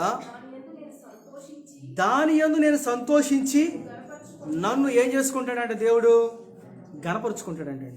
దేవుడు అంటే తను గణపరుచుకుంటాడంట. చూడు నా ప్రియకుమారుడు లేకపోతే ప్రియకుమార్తె ఈ విధంగా దేవుని యొక్క మందిరం మీద ఎంత శ్రద్ధ కలిగి ఉందని ఏం చేస్తారంట, మన ఇంటి మీద ఉన్నంత శ్రద్ధ మందిరం మీద ఉంటుందండి. ఉంటుందా ఉండదా? మాట్లాడతల్లా ఏంటి, బ్యాటరీలు డౌన్ అయిపోయినాయా? బ్యాటరీలు ఏమైపోయినాయి? పైన తిరగట్లేదుగా, ఛార్జింగ్ అయిపోయినట్టు మొత్తానికి. మన ఇంటి మీద ఉన్నంత శ్రద్ధ దేవుని మందిరం మీద ఉంటుందా? లేకపోతే మన శరీరం మీద ఉన్నంత శ్రద్ధ దేవుని మందిరం మీద ఉంటుందా? ఆలోచించండి ఒకసారి. బైబిల్ ఒక మాట ఉంది, ప్రసంగిలు అంటాడు అక్కడ, దేవుని మందిరంకి ఎప్పుడు వెలుదునా అని నా హృదయం అంట ఏం చేస్తుందంట, జనులు నాతో అన్నప్పుడు నా హృదయం ఏం చేస్తుందంట, సంతోషించి గంతులు వేస్తుందంట. అండి చదవన్న మాట కూడా ఒకసారి, చదవన్న మాట కూడా ఎక్కడ ఉంటుంది?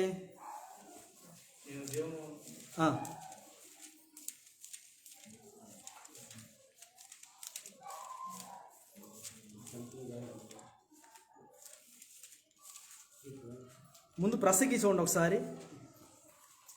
ముందు ప్రసంగి 5వ అధ్యాయం ముందు ఆ మాట చదివి తర్వాత కీర్తనల కింద. నీవు దేవుని మందిరకు పోవునప్పుడు ఈలోపు కీర్తనల గ్రంథం ఒకరు చూడండి. కీర్తనల గ్రంథంలో ఉంటుంది మాట. దావీదు అంటాడు మాట, ఏమంటాడంటే, దేవుని మందిరమునకు ఎప్పుడు నేను వెళ్తున్నాని జనులు నాతో అన్నప్పుడు అంట నా హృదయం ఏం చేస్తుందంట, గంతులు వేస్తుంది, సంతోషిస్తుంది అంటాడు అక్కడ. చదవండి చదవండి, ప్రసంగి చదవండి ఒకసారి. నీవు దేవుని మందిరమునకు పోవునప్పుడు నీ ప్రవర్తన జాగ్రత్తగా చూచుకొనుము. బుద్ధిహీనులు అర్పించినట్లుగా బలి అర్పించుట కంటే సమీపించి ఆలకించుట శ్రేష్టమా? వారు తెలియకే దుర్మార్గపు పనులు చేయుదురు. ఇప్పుడు రండి ఒకసారి కీర్తన గ్రంథం ఎన్నో అధ్యాయం దొరికిందా? 42వ అధ్యాయం. దేవుని సన్నిధికి నేను ఎప్పుడు వచ్చేదను, ఆయన సన్నిధిని ఎప్పుడు కనుగొందును. 42:2 నా ప్రాణము దేవుని కొరకు తృష్ణ కొనుచున్నది, జీవం గల దేవుని కొరకు తృష్ణ కొనుచున్నది. దేవుని సన్నిధికి నేను ఎప్పుడు వచ్చేదనని, ఆయన సన్నిధి నేను ఎప్పుడు కనపడేదను. నీ దేవుడు ఏమాయను?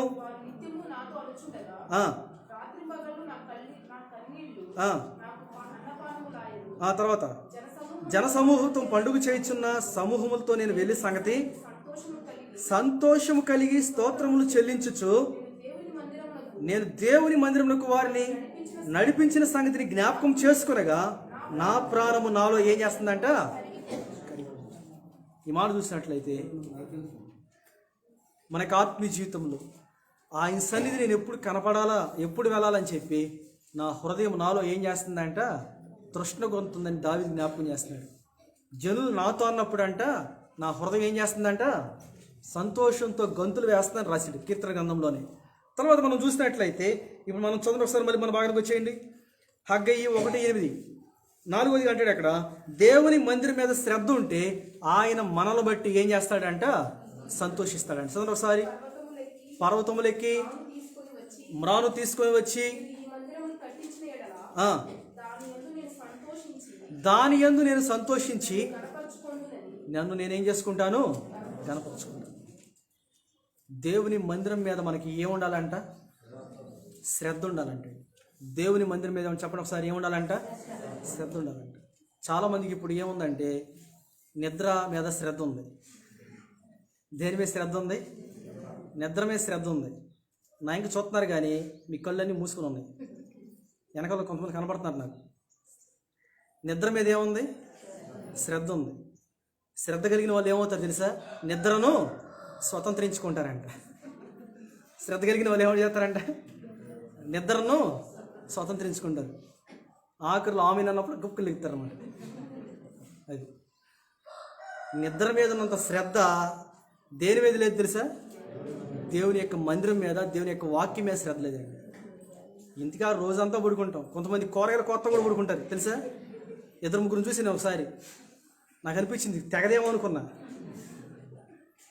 తెగితే వెలుగుచ్చిద్దాం. కూరగాయల కొత్త కూడా నిద్రపోతున్నారండి. ఆనందం తింటా కూడా నిద్రపోయేలు ఉన్నారు. నేను నిద్రను చూసా. ఆనందం వాళ్ళని ఆ నోరు తెలిసి నిద్రపోయేలు కొంతమంది ఉన్నారు. లోపలికి ఏ వెళ్ళిపోతాయి కూడా తెలియదు. వింటారా? నిద్ర మీద ఉన్నంత శ్రద్ధ దేని మీద లేదు? దేని మీద లేదు? దేవుని మందిరం మీద, దేవుని యొక్క ఇంటి మీద లేదు. ఫంక్షన్కి వెళ్ళాలంటే ఎన్నింటికి వెళ్తామండి? పెళ్ళికి వెళ్ళాలి, మన చుట్టాల పెళ్ళికి, ఫంక్షన్కి వెళ్ళాలి. ఎన్నింటికి వెళ్తాం? తెల్లరగట్లు వేసేసి అబ్బు మొత్తం అన్ని పనులు చేసుకొని, అన్ని పనులు ఊడ్చుకొని అన్నీ చేసేసి ఎంత శ్రద్ధో. ఎందుకు? పెందడు వెళ్ళపోతే అక్కయ్య ఏముంటుందో? ఏ అక్కయ్య మనల్ని పిలిచిన అక్క ఏముంటుంది?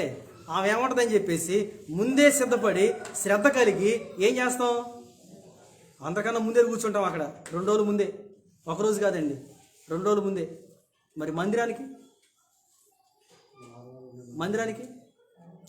ఆదివారం వచ్చారా? ఎస్ సార్ అన్నట్టు. వెళ్తున్నారా అంటే వెళ్తున్నాం సార్. ఎంత శ్రద్ధ ఉందో చూసుకోండి. మీరు చూసుకోండి ఒకసారి, మిమ్మల్ని మీరు పరీక్ష చేసుకోండి ఒకసారి.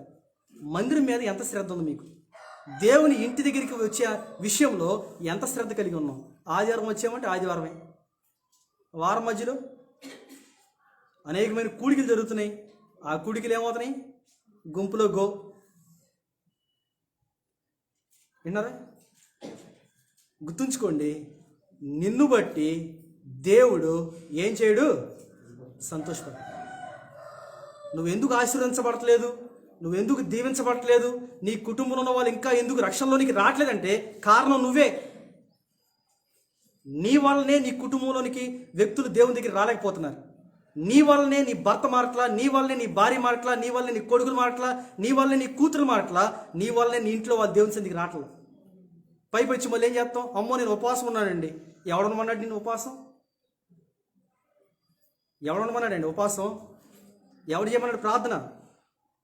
ఏదో దేవుని సంతోష పెట్టాలని చెప్పేసి మనం ఇక్కడ ఉపవాసం ఉంటాం. అది దేవునికి సంతోషమైందా? దేవునికి ఇష్టమైందా? కాదు. ఆయన సంతోష పెట్టాలంటే మొట్టమొదటిగా నువ్వు చేయాల్సింది ఏంటంటే ఆయన ఇంటిని ఏం చేయకూడదు? నువ్వు మర్చిపోకూడదు. ఆయన ఇంటిని విడిచిపెట్టకూడదు. నువ్వు లోకంలో ఏదైనా మర్చిపోవచ్చు, కానీ దేవుని ఇల్లు, దేవుని ఇంటి విషయంలో ఉన్నంత శ్రద్ధ లోకం అన్నిటి మీద ఉంటాయి మనకి శ్రద్ధలు. ఆలోచన ఒకసారి. వారంలో అన్ని కూడికలు జరుగుతున్నాయి, కానీ శ్రద్ధ ఉందా మనకి? లేదు. కానీ హగ్గయ్య దగ్గరికి వచ్చేపాటికి దేవుడితో హగ్గయ్య చెప్తున్నాడు మాట. ఏమంటే చదవండి ఒకసారి, మళ్ళీ ఒకసారి 1వ అధ్యాయం మళ్ళీ ఒకసారి 7వ వచనం చూడండి. మీకు అర్థమైంది ఇప్పుడు.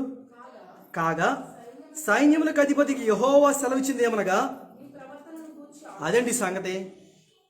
ఎందుకు దేవుడు సంతోషపడతలేదంటే మీ ప్రవర్తన గురించి మీరేం చేసుకోవాలి?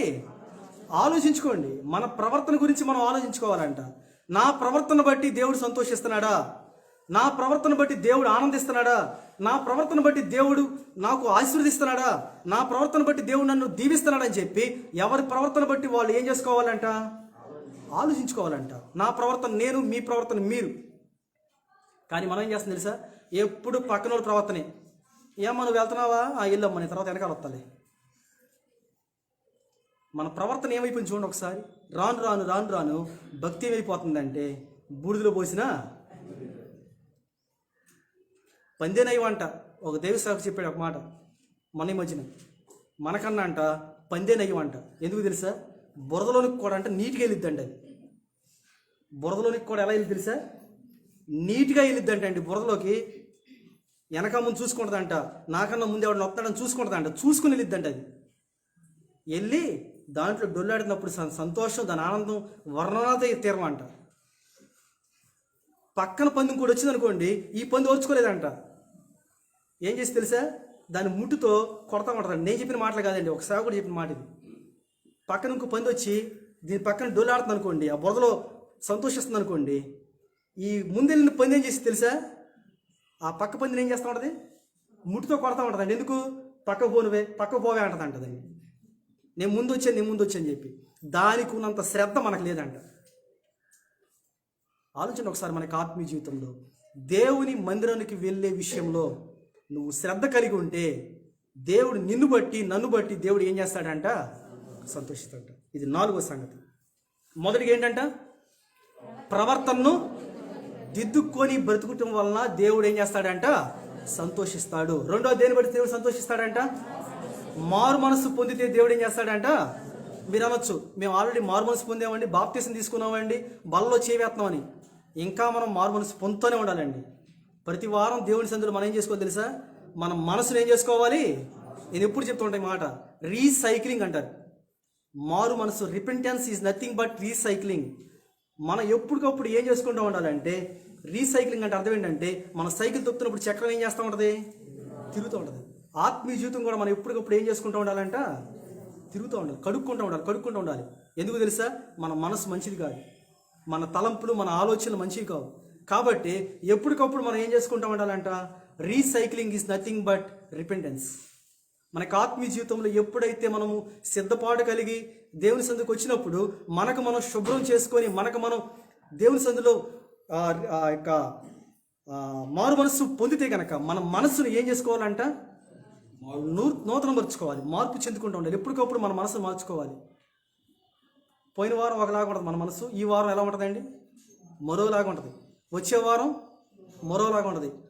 ఒకరు మనల్ని తిడితే మన మనసు ఎలా ఉంటుంది, మరోలాగా ఉంటుంది కదండి. మన మనసును మనం ఏం చేసుకోవాలంటే మార్చుకోవాలంట. ఇది రెండో సంగతి. మూడోది, ఆజ్ఞలను గైకొనటం వల్ల. ఇక 4వ చూసినాం మనము, దేవుని మందిరం మీద శ్రద్ధ ఉంటే దేవుడు ఏం చేస్తాడంట, సంతోషిస్తాడు. ఇక 5వ సంగతి చూద్దాం. కీర్తనల గ్రంథము 147 అధ్యాయం. కీర్తనల గ్రంథము 147 అధ్యాయం 11వ వచనం.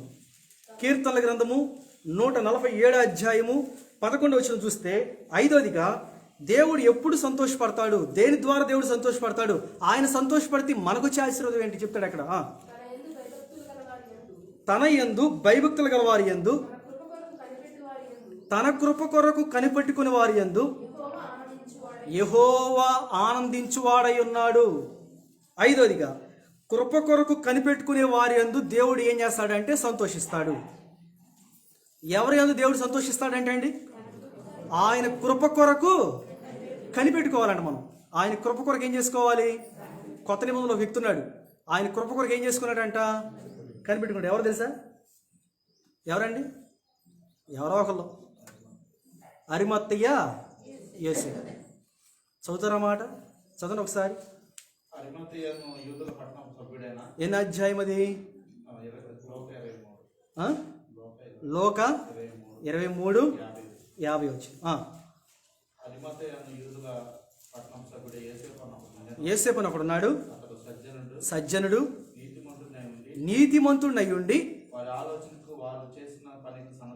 సమ్మతింపక దేవుని రాజ్యం కొరకు, దేని కొరకు కనిపెడతాడంటే అండి, అంటే అర్థం తెలుసా, ఆయన కృప కొరకు ఏం చేస్తున్నాడంట, కనిపెట్టుకునేవాడు. ఎవరైనా అరిమత్తయ్య యోసేపు ఎవరంట, ఆయన క్వాలిఫికేషన్ ఏంటి, సజ్జనుడు అని రాశాడు అక్కడ. ఎవరంటే ఆయన సజ్జనుడు అంట. ఎంత గొప్ప వ్యక్తి చూడండి ఒకసారి. దేవుని కృప కొరకు ఏం చేసేవాడంట, కనిపెట్టుకునేవాడంట. మనకి ఆత్మీయ జీవితంలో మన జ్ఞాపకం చేసుకోవాల్సింది ఏంటంటే, దేవుడు ఎప్పుడు మన బట్టి సంతోషిస్తాడంటే, దేవుడికి ఏదో తీసుకొచ్చి ఇవ్వటం వలన, లేకపోతే దేవుడికి ఏదో సమర్పించుకోవడం వలన, ప్రభా ఇన్ని రోజులు నేను ఉపవాసం ఉంటానని చెప్పడం వలన దేవుడు సంతోషించడంటండి. దేవుడు ఎప్పుడు సంతోషిస్తాడు తెలుసా, ఆయన కృప కొరకు కనిపెట్టుకుంటారు చూడండి, వారిని బట్టి దేవుడు ఏం చేస్తాడంట, నోవాహు కూడా అంతే. నోవాహు కూడా దేవుని విషయంలో అంట ఆయన కృప విషయంలో ఏం చేశాడు తెలుసా? కనిపెట్టుకున్నాడంట. ఆయన కృప విషయంలో కనిపెట్టుకున్నవాడు నోవాహు. ఆయన కృప విషయంలో ఎప్పుడైతే మనము కనిపెట్టుకోవాలి అని దేవుడు పదే పదే జ్ఞాపకం చేస్తున్నాడు. కృప కోసం కనిపెట్టాడు. కృప అంటే అర్థం ఏంటంట? కాపాడేది. కృప అంటే కాపాడేది. ఆ కృపను మన కోసం మనం ఏం చేసుకోవాలంటే కనిపెట్టుకోవాలి. ప్రభా, నా యొక్క ఆత్మీయ జీవితంలో నీ కృప లేనిది నేను ఏమీ చేయలేను. ఆయన కృప లేనిది మనం లేను. ఆ కృప కలిగిన దేవుడు తన కృప మనకి ఇచ్చాడు. ప్రతిరోజు అంటే మనం కృప కోసం చూసుకోవాలండి. ప్రతిరోజు మనం ఏం చేసుకోవాలంట? దేవుని యొక్క కృప కొరకు ఏం చేసుకోవాలంట? ఇప్పుడు బాగున్నాము, సంతోషంగా కూర్చున్నాం అంటే అర్థం ఏంటి తెలుసా? ఆయన కృప మన మీద ఉంది. అందుని బట్టి ప్రభా నీకు థ్యాంక్స్. మళ్ళీ రేపొద్దున మళ్ళీ ఏం చేసుకోవాలి? ఆయన కృప కొరకు ఏం చేసుకోవాలంట? కనిపెట్టుకోవాలంట. ఏ వ్యక్తి అయితే దేవుని కృప కొరకు కనిపెట్టుకుంటాడో ఆ వ్యక్తి ద్వారా దేవుడు ఏం చేస్తాడంటే ఆనందిస్తాడు. ఆ వ్యక్తి ద్వారా దేవుడు ఏం చేస్తాడంటే సంతోషిస్తాడంటండి. ఇది దేవుని యొక్క వాక్యం సెలవుస్తుంది. ఇక 6వ సంగతి చూద్దాం. 6వదిగా సామెతల గ్రంథము 23వ అధ్యాయం. సామెతలు 23:15 వచనం. సామెతలు 23:15. నా కుమారుడా, నీ హృదయమునకు జ్ఞానము లభిస్తే గనక నా హృదయం కూడా ఏం చేసిద్దంట? భలే ఉంది కదా ఈ మాట. ఏంటంట? నీ హృదయానికి జ్ఞానం లభిస్తే నా హృదయం ఏం చేసిద్ది? అసలు చూడండి ఒకసారి, ఎంత కోఇన్సిడెన్స్. మన హృదయం జ్ఞానం లభిస్తాం ఏంటి, ఆయన సంతోషిస్తాం ఏంటి అంటే దేవుని యొక్క వాక్యం సెలవిస్తుంది. ఏ వ్యక్తి జీవితంలో అయితే దేవుని యొక్క వాక్యం కలిగిన జీవితం కలిగి ఆ జ్ఞానం కలిగిన వారిగా జీవిస్తారో ఆ వాక్యం బట్టి దేవుడు కూడా ఏం చేస్తాడు తెలుసా? సంతోషిస్తాడంట. ఎంత శ్రేష్ఠకరమైన మాట రాశాడు అక్కడ. సొలొమోను జ్ఞాపకం చేస్తూ మరొక మాట చదవండి ఒకసారి మళ్ళీ. నా కుమారుడా, ఏంటంట? నీ హృదయానికి జ్ఞానం లభిస్తే ఎక్కడ దొరికింది? మరి ఎక్కడ దొరికిద్దండి? ఆయన చెప్పాడు, యెహోవా యందు భయభక్తులు కలిగి ఉండటం జ్ఞానానికి మూలం. ఇప్పుడు ఆయన్నే ఎవరైతే కలిగి ఉంటారో వారిని బట్టి దేవుడు సంతోషిస్తాడంట. అంటే ఇండైరెక్ట్గా లేదా డైరెక్ట్గా నేను చెప్పే మాట ఏంటంటే, ఏ వ్యక్తి జీవితంలో అయితే దేవుడు ఉంటాడో ఆ వ్యక్తిని బట్టి దేవుడు సంతోషిస్తాడు. నా జీవితంలో దేవుడు ఉన్నాడు అనుకోండి, దేవుడు అంటే తను చూసుకుంటాడంట. ఓకే, పలానా వ్యక్తిలో నేనున్నాను, ఈ వ్యక్తిని బట్టి నేనేం చేస్తాను? ఇది సంగతి అంతే. ఒకే ఒక సింపుల్ మాట. ఏ వ్యక్తి జీవితంలో అయితే దేవుడు ఉంటాడో ఆ వ్యక్తిని బట్టి దేవుడు ఏం చేస్తాడంట? సంతోషిస్తాడంట. ఏ వ్యక్తి జీవితంలో అయితే దేవుడు ఉండడో ఆ వ్యక్తిని బట్టి దేవుడు ఏం చేయడంట? సంతోషించడం. ఉదాహరణ మీకు అర్థం అవడం కోసం, ఒక ఫంక్షన్కి వెళ్ళాం, మనతో పాటు మన పిల్లలు కూడా వచ్చారు, వాళ్ళు ఎక్కడెక్కడో ఉన్నారు. ఇప్పుడు తండ్రి కానీ తల్లి కానీ ఏం చేస్తూ ఉంటారంటే పిల్లల కోసం ఏం చేస్తూ ఉంటారండి? ఎతుకుతూ ఉంటారు కదా. పిల్లలు కూడా అక్కడ అటు పక్క ఉండి వాళ్ళ నాన్న నాయకు చూస్తున్నాడు లేదా మా అమ్మ చూస్తుందా అని చెప్పేసి చూస్తూ ఒకరినొకరు చూసుకుంటారు. చూడండి, ఒకరినొకరు ఎదురు చూసుకొని పిల్లడు పరిగెత్తుకుంటా ఆ గుంపులో పరిగెత్తుకుంటూ తండ్రి దగ్గరికి వస్తే తండ్రికి ఉన్న సంతోషం ఆలోచించి ఎప్పుడైనా? తండ్రికి తల్లికి కానీ లెక్కలేనంత సంతోషం వచ్చింది. కారణం ఏంటి తెలుసా? నన్ను గుర్తుపట్టి నా దగ్గరికి పరిగెత్తుకుంటూ వచ్చాడు. అంతమంది జనం ఉన్నా ఏం చేశాడు? నా దగ్గరికి పరిగెత్తుకొచ్చాడు. దేవుడు కూడా మన దగ్గర చూసేది అదే. ఆయన మన దగ్గర నుంచి చూసేది ఏంటంటే తను ప్రేమించిన తన ప్రియకుమారుగా పిలువబడే మనం కూడా దేవుడు అంట మనల్ని చూస్తున్నాడంట. అందుకని బైబిల్ ఒక మాట ఉంది ఏంటంటే, ఆయన ఆకాశం నుంచి ఏం చేస్తున్నాడంట? తొంగి చూస్తున్నప్పుడు నీవు నేను ఆయన చూస్తే ఆయన సంతోషిస్తాడు. ఆయన తొంగి చూస్తున్నప్పుడు మనం ఆయన చూడకపోతే ఆయన సంతోషిస్తాడండి? సంతోషించడు. దేవుని యొక్క వాక్య సెలవుస్తుంది. మరొకసారి సామెతలు 6వ అంటాడు అక్కడ, జ్ఞానం లభిస్తే దేవుడు సంతోషిస్తాడంట. కానీ లోకంలో ఉన్న జ్ఞానం కన్నా దేవుడు గూర్చిన జ్ఞానం సంతోషకరమైంది. దేవుడు గూర్చిన జ్ఞానం ఆశీర్వాదకరమైంది. చంద్ర ఒకసారి అంటే అక్కడ సామెతలు 23:15. నా కుమారుడా, నీ హృదయానికి జ్ఞానం లభిస్తే నా హృదయం కూడా ఏం చేసిద్దంట? దేవుడు కూడా సంతోషిస్తే మనకేం కావాలో అది ఇస్తాడండి. దేవుడు సంతోషిస్తే ఆయన ఆనందిస్తే నువ్వు అడగాల్సిన పని లేదు. మనం దేవుణ్ణి అడగాల్సిన పని లేదు. ఖచ్చితంగా దేవుడు ఇచ్చేస్తాడు మనకంతే. పాత నిబంధనలో కానీ కొత్త నిబంధనలో కానీ చాలామంది ఉన్నారు భక్తులు, వాళ్ళు దేవుణ్ణి అడగల, ప్రభు నాకు పాలన కావాలని అడగకుండానే దేవుడు అంటే వాళ్ళని చూసి దేవుడు వాళ్ళకి ఏం చేశాడు తెలుసా, వాళ్ళకి కావాల్సిన మొత్తం ఇచ్చేసాడంటండి. ఇక 7వ సంగతి చూద్దాం. దానికన్నా ముందు ఒకసారి వెనకెళ్దాం. ఒకసారి మొదటిగా దేని బట్టి దేవుడు సంతోషిస్తాడంట? ప్రవర్తన దిద్దుకొని బ్రతకడం వలన దేవుడు ఏం చేస్తాడంట? సంతోషిస్తాడు. రెండోది కొంతమంది ఆమ్యామ్యామ అంటున్నారు. దేని బట్టి అంట?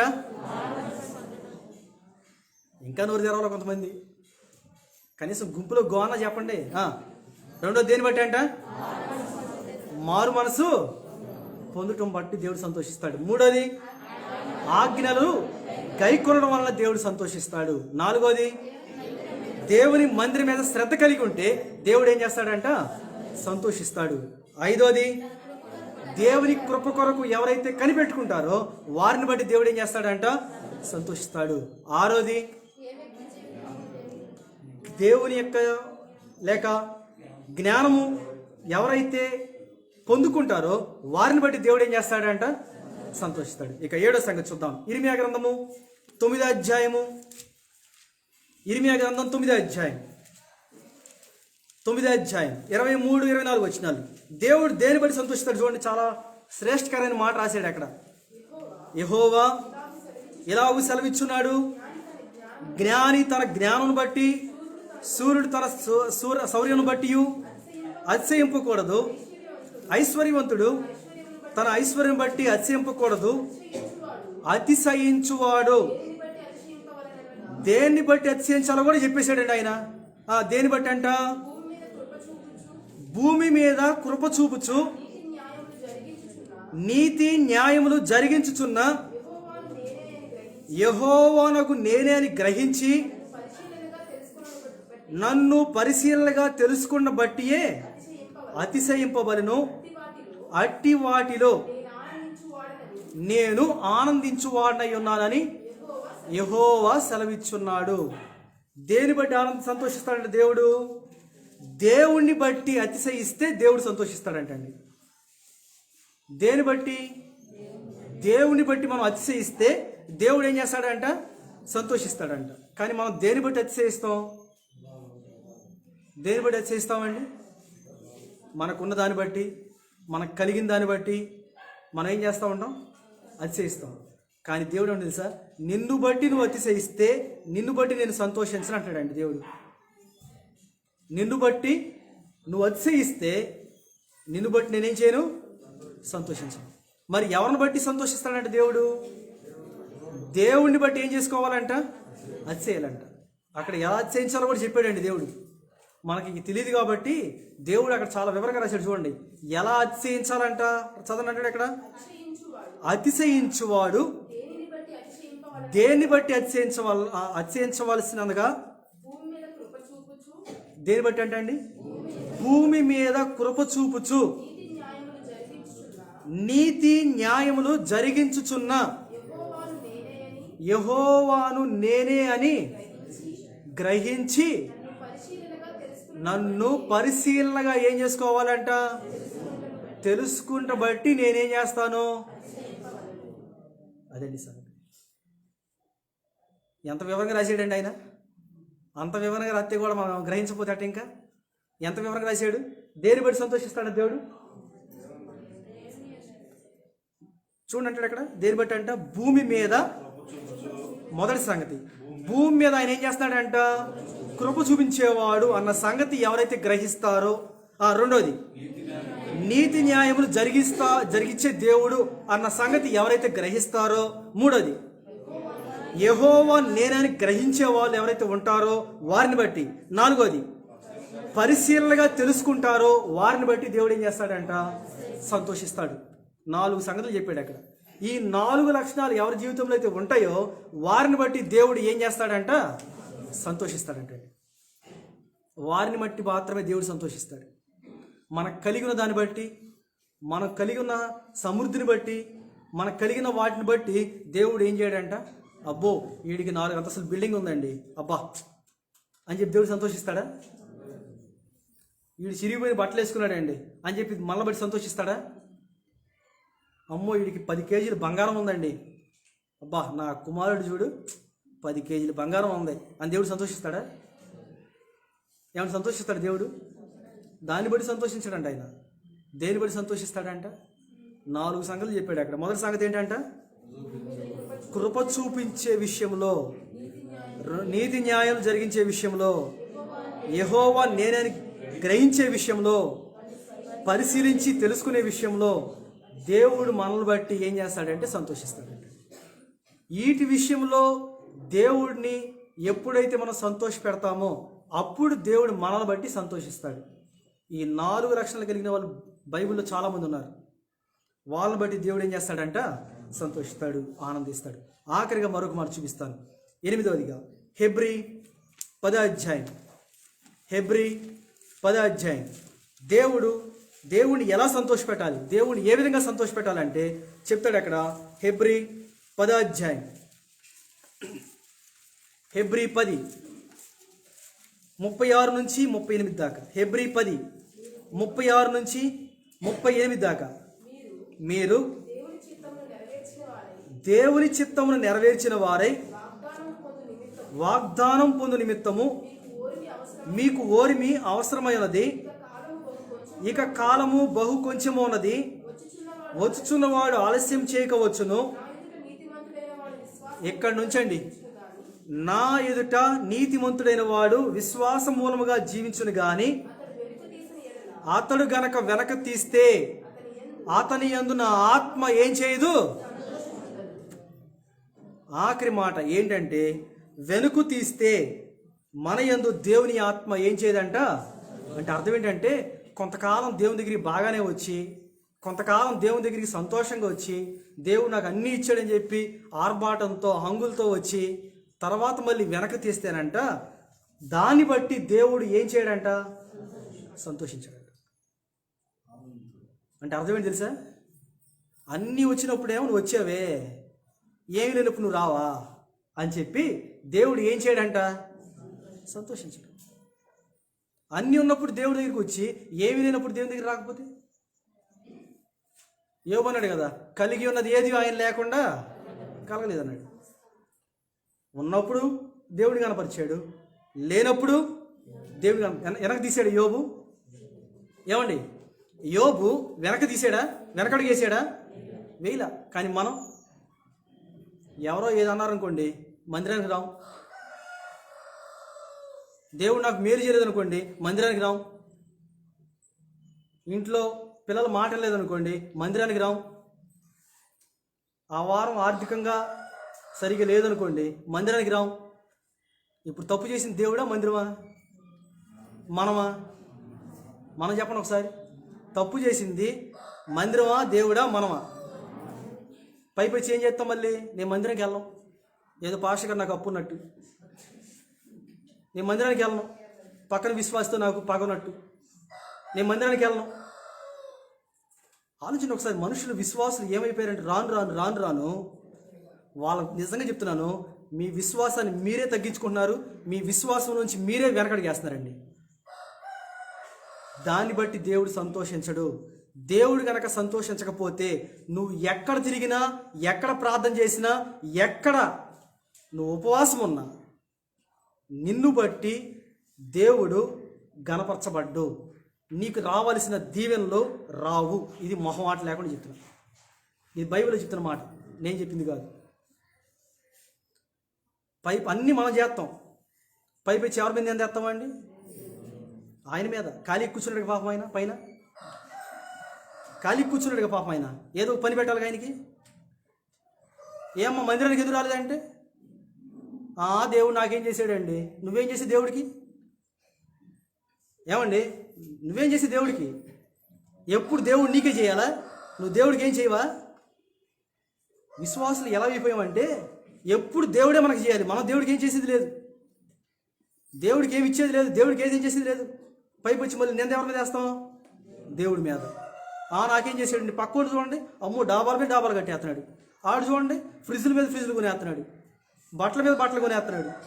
ఎవడు కొనుక్కోవద్దు అన్నాడు? నీకున్న దాంట్లో నువ్వు కూడా కొనుక్కో. ఉన్నదాన్ని ఏమో అప్పటికప్పుడు అవగొట్టేసేయి, అప్పటికప్పుడు దాన్ని ఖాళీ చేసేయి. పైపు వచ్చి మళ్ళీ ఎవరి మీద నిందేస్తాం? దేవుడి మీద. అందుకని ఒకసారి మనుషులు ఏమైపోయారంటే ఆత్మీయ జీవితంలో దేవుడు మన ద్వారా ఎందుకు సంతోషించట్లేదు కారణం ఏంటంటే నీవు నేనంట విశ్వాస విషయంలో ఏమవుతున్నామంట? వెనకడిగేస్తున్నామంట. ఏం చేస్తున్నామంట? చదివిన మాట ఒకసారి మళ్ళీ. దేవుని చిత్తం నెరవేర్చిన వారై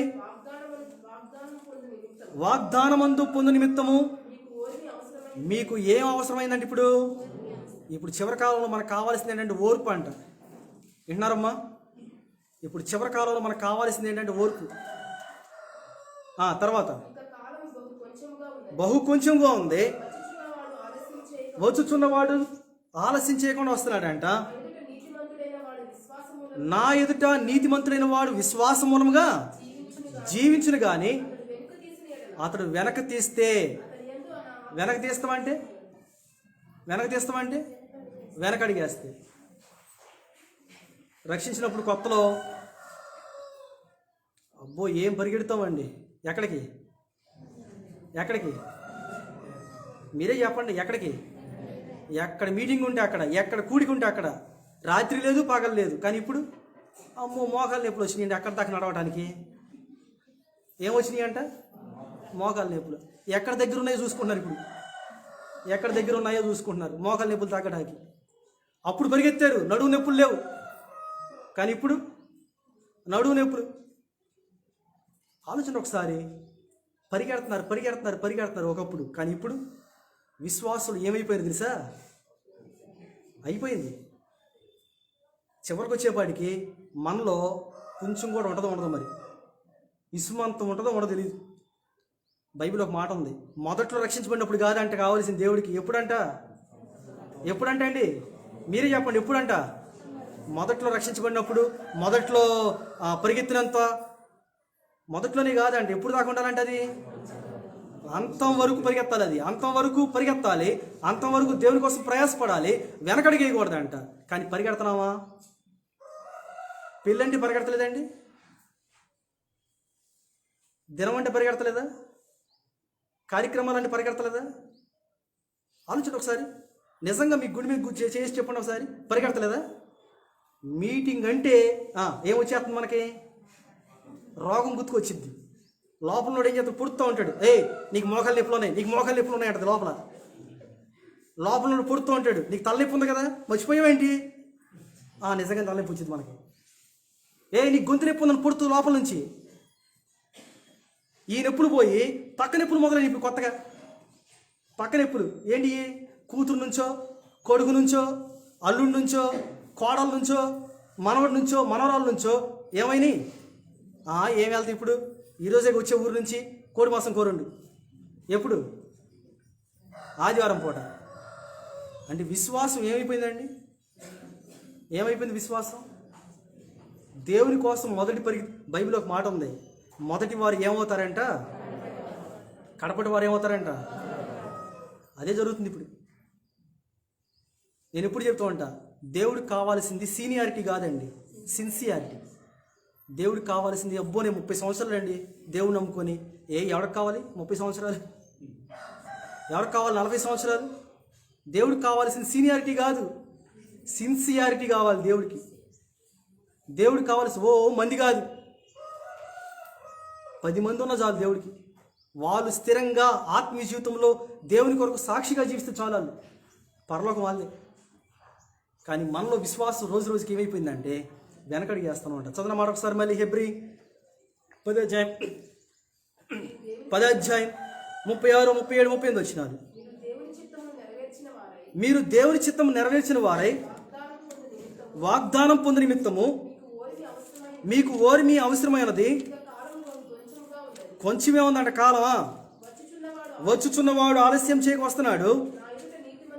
నా ఎదుట నీతిమంతుడైన వాడు విశ్వాస మూలముగా జీవించును గాని అతడు వెనుక తీస్తే కనుక నా ఆత్మ, దేవుని ఆత్మ అంట మన యందు ఏముందంట అండి? మనం వెనకడుగేస్తే దేవుడికి మన యందు సంతోషం ఉండదు. నువ్వు ఎక్కడ ఉన్నా, ఏ దేశంలో ఉన్నా, జ్ఞాపకం చేసుకోవాల్సింది ఏంటంటే, నువ్వు వెనకడుగేస్తే దేవుని విషయంలో నీ యందు దేవుడు సంతోషించడు. 2వ రాజుల గ్రంథం 18వ అధ్యాయం 6వ వచనం. ఇది అర్థం అవడం కోసం ఒక మాట మీకు చూపిస్తా చూడండి ఒకసారి. 2వ రాజుల గ్రంథం, ఇక్కడ ఒక వ్యక్తి కనబడతాడు మనకి. ఆ వ్యక్తి ఎలాంటి వాడో, ఏ విధంగా వెనకడుగు వేయలేదో, ఏ విధంగా ఆశీర్వదించబడ్డాడో, అతని యందు దేవుడు ఏ విధంగా సంతోషపడ్డాడు చూడండి అక్కడ. 2వ రాజుల గ్రంథం 18వ అధ్యాయం 6వ వచనం. అతడు యెహోవాతో హత్తుకొని ఆయనను వెంబడించటంలో వెనుక తీయక ఆయన మోషేకు ఆజ్ఞాపించిన ఆజ్ఞలన్నిటినీ గైకొనుచుండెను. కావున చాలండి. ఎవరండి ఈ వ్యక్తి? ఎవరండి ఈ వ్యక్తి? మోషేనా? హిజ్కియా. ఎవరండి ఈ వ్యక్తి? హిజ్కియా. మొదటి వచనంలో మనకు కనబడుతుంది. మొదటి 2 వచనాల్లో ఏం చేశాడంట? వెనక్కి తీసాడా? దేవుణ్ణి ఏం చేసుకున్నాడంట? హత్తుకున్నాడంట అండి. ఆయన వెంబడించాడంట. ఇప్పుడు నేను చెప్పిన మాటలన్నిటికీ కొంతమందికి ఏమైందంటే ఎక్కడో పొడుచుకున్నట్టు ఉంటుంది, ఎక్కడో పొడుచుకున్నట్టు ఉంటుంది. మొత్తానికి పాలుబాబుకి ఎవరు చెప్పారు మొత్తానికి, లేకపోతే ఎందుకు చెప్తాడు? మనకు మొట్టమొదటి ఆలోచన తెలుసా? ఎవరో చెప్పారు అందుకని చెప్తున్నాడు. ఈ వాక్యం కోసం 3 వారాల నుంచి సిద్ధపడుతున్నానండి. పోయిన వారమే నాన్న చెప్పాడు, రేపు వారం నువ్వు చెప్పని. సిద్ధపడింది, మళ్ళీ ప్రిపేర్ అయ్యి మళ్ళీ చెప్పాల్సి వచ్చింది. విన్నారా? ఎవరో చెప్తే చెప్పమన్నది వాక్యం కాదు, గుర్తుంచుకోండి. దేవుని యొక్క నడిపింపు వలన, దేవుని యొక్క వాక్య ఆధీనం వలన దేవుడు ఏదైతే చెప్తాడో దాన్నే చెప్తున్నాను నేను. చాలాసార్లు చాలామంది ఏమనుకుంటారు, నమ్మో ఎవరో చెప్తుంటారు మొత్తం నా గురించి, అందుకని ఈరోజు బాగా పుడుతున్నాడు. ఏమంటే పుడతాక నేనేం గొడ్డలు తెచ్చానా లేకపోతే గుణపం తెచ్చానా? విన్నారా? అక్కడ రాయబడి మాట హిజ్కియా అంట ఏం చేసాడు చూడండి, చాలా చక్కని మాట రాశాడు అక్కడ. హిజ్కియా 1వ వచనం ఒకసారి 1, 2 వచ్చిన చూడండి అంటాడు అక్కడ. ఇజ్రాయేల్ రాజును ఏలా కుమారుడైన హోషియా ఏలుబడిలో 3వ సంవత్సరం మందు యోధా రాజును ఆహాజు కుమారుడినైన హిజ్కియా ఏలం ఆరంభించాడంట. అతడు ఏలను ఆరంభించినప్పుడు 25 సంవత్సరాలు అంటండి. ఎన్ని సంవత్సరాలు? 25 సంవత్సరాలు. ఆ తర్వాత యెరూషలేమునందు ఎన్ని సంవత్సరాలు ఏలాడంట? 29 సంవత్సరాలు ఏలాడు. తర్వాత అతని తల్లి జకరియా కుమార్తె, ఆమెకు అబి అని పేరు. తన పితరుడైన దావీదు చేసినట్లు అతడును యెహోవా దృష్టికి పూర్ణముగాను నీతిని అనుసరించిన వాడు. ఎలాంటి వాడు అంటే అండి, దావీదు ఎలా అయితే చేశాడో అలాగే నీతిని అనుసరించిన వాడు అంట. తర్వాత ఉన్నత స్థలమును కొట్టివేసి విగ్రహమును పడగొట్టి దేవతాస్తంభమును పడగొట్టి మోషే చేసిన ఇత్తడి సర్పమును చిన్నాభిన్నములుగా చేసెను.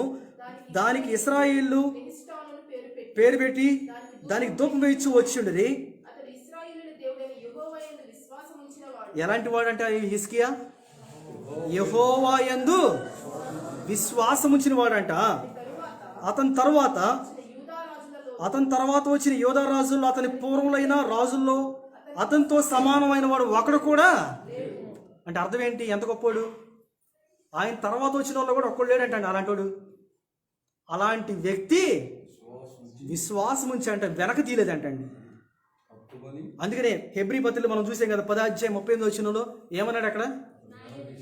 నా ఎదుట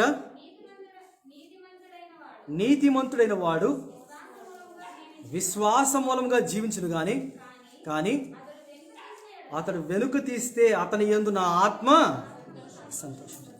దేవుని ఆత్మే సంతోషించకపోతే, మీకు అర్థం కోసం ఒక మాట చెప్తా, దేవుడు సంతోషించలేదు అనుకోండి వేరే సంగతి, కానీ ఆయన ఆత్మ సంతోషించకపోతే కారణం ఏంటి తెలుసా?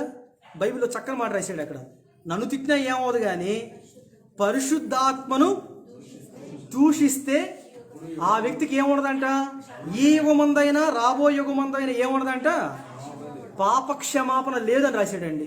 అంటే దేవుని ఆత్మను సంతోష పెట్టకపోతే ఈ యుగమందైనా రాబోయే యుగమందైనా ఏముండదంట? మనకి పుట్టగతలు ఉండవని అర్థం. ఏముండమంట మనకి? అంతే కదా అర్థం. దేవుడిని అంటే సర్లే నా ఓడలే సర్లే కానీ అని చెప్పి దేవుడు అంట పక్కకు తీసేస్తాడంట మనోళ్ళే అని చెప్పేసి. కానీ పరిశుద్ధాత్మ దేవుడిని అంట ఏం చేయకూడదంట అండి, దూషించకూడదంట. ఇప్పుడు ఆయన ఆత్మనే దుఃఖపరిస్తే, ఆయన ఆత్మనే మనం వెనకడుగేస్తే, ఆలోచన ఒకసారి దేవుని యొక్క వాక్యం వస్తుంది. ఆయన అంటాడు అక్కడ, వెనుకకు తీస్తే అతని యందు నా ఆత్మ ఏం చేయదంట, సంతోషిస్తుంది. కానీ హిజ్కియా దగ్గరికి వచ్చేపాటికి దేవుని ఆత్మ అంట హిజ్కియాకి తోడై ఉందంట. అంటే అర్థం ఏంటి తెలుసా, సంతోషించాడంట హిజ్కియాని బట్టి దేవుడు. హిజ్కియాని బట్టి దేవుడు ఏం చేశాడంటండి, సంతోషించాడంట. ఆఖరిగా మరొక మాట నేను చూపించి ముగిస్తాను. సంఖ్యాకాండము 14వ అధ్యాయం, ఇది చివరి మాట. సంఖ్యాకాండం 14:8 చదవండి అంటాడు అక్కడ. సంఖ్యాకాండము 14వ అధ్యాయము 8వ వచనం, యెహోవా మనయందు ఆనందిస్తే గనక ఆ దేశములో మనల్ని చేర్చి దానిని మనకిచ్చును, అది పాలు తేనెలు ప్రవహించు. దేవుడు అంట మనల్ని బట్టి సంతోషిస్తేనంట నీకు నాకు ఏమిస్తాడంట, ఆయన పాలు తేనెలు ప్రవహించే దేశాన్ని ఇస్తాడంట అండి. దేవుడు కనుక మన యందు సంతోషించకపోతే నీకు నాకు పాలు తేనెలు ప్రవహించే దేశం ఉండదంట.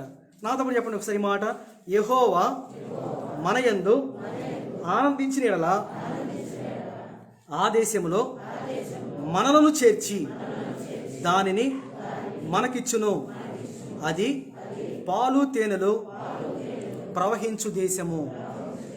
ఎలాంటి దేశం అంటే అది, ఆ దేశాన్ని మనకిస్తాడంట. ఎప్పుడు, నీ యందు నా యందు దేవుడు ఆనందించి సంతోషిస్తే. నిన్ను బట్టి నన్ను బట్టి దేవుడు ఆనందించి సంతోషించకపోతే నీకు నాకు ఏం దొరకదంట, పాలు తేనెలు ప్రవహించే దేశము. పాలు శ్రేష్టకరమైనవి, తేనె శ్రేష్టకరమైనవి. విన్నారండి? రెండు ఒకేసారి ప్రవహిస్తాయండి. రెండు ఎప్పుడు ఒకసారి ప్రవహించవు. కానీ దీని అర్థం ఏంటి తెలుసా, పాలు బలవర్ధకమైనది, తేనె సమస్త రోగాన్ని నయం చేసేది. అలాంటి స్వచ్ఛమైన పాలు తేనె కలిగిన దేశాల్లోనికి దేవుడు నిన్ను నన్ను ఏం చేస్తాడంట, ప్రవహిస్తాడు. అంటే అర్థం ఏంటంటే, ఏ రోగం లేనిది, ఏ బాధ లేనిది, ఏ కల్మషం లేనిది, నిట్టూర్పు లేనిది, దుఃఖం లేనిది ఏంటయ్యా అంటే పరలోకం. ఆ పరలోక పట్టణానికి నిన్ను నన్ను ఏం చేస్తాడంట, వారసులుగా చేస్తాడు. ఎవరిని వారసులుగా చేస్తాడు, ఆనందంగా ఉండాలి కదా. దేవుడి యందు ఎవరైతే మనల్ని బట్టి దేవుడు ఆనందిస్తాడో, మనల్ని బట్టి దేవుడు సంతోషిస్తాడో వారిని బట్టి మాత్రమే దేవుడు పరలోకం తీసుకెళ్తాడండి. మిగిలిన వాళ్ళు ఏం చేస్తాడు, అరే నన్ను ఏడిపించాడు రా, పక్క దోసిండి అంటాడు మన భాషలో. ఏమంటాడండి దేవుడు, భూమి మీద ఉన్నాడే కానీ వీడు నన్ను ఏం చేశాడు, మాట్లాడతలే మీరు, నన్ను ఏం చేశాడు వీడు, సంతోషం ఎట్లా ఏడిపించాడు అన్నాడు. భూలోకంలో ఉన్నప్పుడు తీసి పక్కన వేసేయండి అంటాడు. వీడు కొంత ఏడిపించాడండి, కొంత సంతోషపెచ్చాడు, వీడిని సగం సగం ఏంటి అంటాడు. అంతే కదా, అదే చేస్తాడు కదా. మనల్ని బట్టి దేవుడు సంతోషించాడు అనుకోండి, భూమి మీద ఉన్నంతకాలం నన్ను బట్టి అతను బట్టి నాకు సంతోషం వచ్చింది, పాలు తేనెలు ప్రవహించే దేశానికి పంపించాను అంటాడు. అక్కడ దేవదూత నుంచోనంట వారి వారి రాశాడు కదా ప్రకటన గ్రంథంలో, వారి వారి క్రియల చొప్పున ఏం చేస్తాడంట, ప్రతి వానికి అంటే గుమ్మం దగ్గర నుంచుంటాడు. ప్రభా వీడి సంగతి ఏంటి అంటాడు, వీడు నడిపించాడు పక్క దోసే, ప్రభా వీడేంటి సగం ఏడిపించాడు, సగం అయిపోయింది, ప్రభా ఈడు వారి వారి క్రియలు బట్టి అంట. నేనైనా మీరైనా మనల్ని బట్టి దేవుడు సంతోషిస్తున్నాడా? తండ్రి అయిన దేవుడిని బట్టే కుమారుడు ఏం చేస్తున్నాడు తెలుసు, కుమారుని బట్టి తండ్రి అయిన దేవుడు ఏం చేస్తున్నాడు, సంతోషిస్తున్నాడు అండి. ఆయన బాప్తీసం తీసుకుని బయటికి రాగానే పరలోకం నుండి ఒక శబ్దం వినబడిందంట, ఏమని, ఈయన నా ప్రియ కుమారుడు, ఈయన యందు నేనేం చేస్తున్నాను. ఆలోచన ఒకసారి, తండ్రి అయిన దేవుడు కుమారుని బట్టి ఆనందిస్తే నిన్ను బట్టి నన్ను బట్టి ఆనందిస్తున్నాడా? రెండొకసారి 1 దశలోనికే 4వ అధ్యాయం 2వ వచనం, 1 దశలోనికే 4వ అధ్యాయం 2వ వచనం, కాగా మీరెలాగ నడుచుకొని దేవుణ్ణి సంతోషపరచవాలని నా వల్ల నేర్చుకున్న దాన్ని బట్టి మీరు నడుచుకొంచున్నారో మీ విషయంలో అంతకంతకు ఏం చేయాలంట, దేవుడు కోరిక ఏంటి తెలుసా, అంతకంతకు అభివృద్ధి చెందాలంటండి. మనల్ని బట్టి దేవుడు కోరుకునేది ఏంటంటే అంతకంతకు మనం అభివృద్ధి చెందాలంట, అంతకంతకు దిగజారిపోవాలని కాదు. దేవుడు మనల్ని చూసి కోరుకునేది ఏంటంటే అంతకంతగా అభివృద్ధి చెందాలి. అది ఆత్మీయ విషయంలో కావచ్చు, శారీరక విషయంలో కావచ్చు, ఆర్థికంగా కావచ్చు. ప్రతి విషయంలో దేవుడు అంటే మనల్ని చూసి అంతకంతకు ఏం చేయబడాలంట? ఆనందించాలంటండి. ఇప్పుడంటే ఒకసారి మొదటిగా దేని బట్టి సంతోషిస్తాడంటే దేవుడు? ప్రవర్తన దిద్దుకొని బతికినప్పుడు. రెండోది మారు మనసు పొందినప్పుడు. మూడోది ఆజ్ఞలను గైకొన్నప్పుడు. నాలుగోది దేవుని మందిరం మీద శ్రద్ధ కలిగి ఉంటే దేవుడు సంతోషిస్తాడు. ఐదోది ఆయన కృప కొరకు కనిపెట్టుకున్న వారి యందు దేవుడు సంతోషిస్తాడంట. ఆరోది జ్ఞానం లభిస్తే దాన్ని బట్టి దేవుడు ఏం చేస్తాడంట? సంతోషిస్తాడంట. ఏడోది దేవుని బట్టి మనం అతిశయిస్తే దాన్ని బట్టి దేవుడు ఏం చేస్తాడంట? సంతోషిస్తాడంట. ఆఖరిగా మనం చూసాం, వెనుక తీస్తే గనక ఆయన ఆత్మ మన ఏం చేయదంట?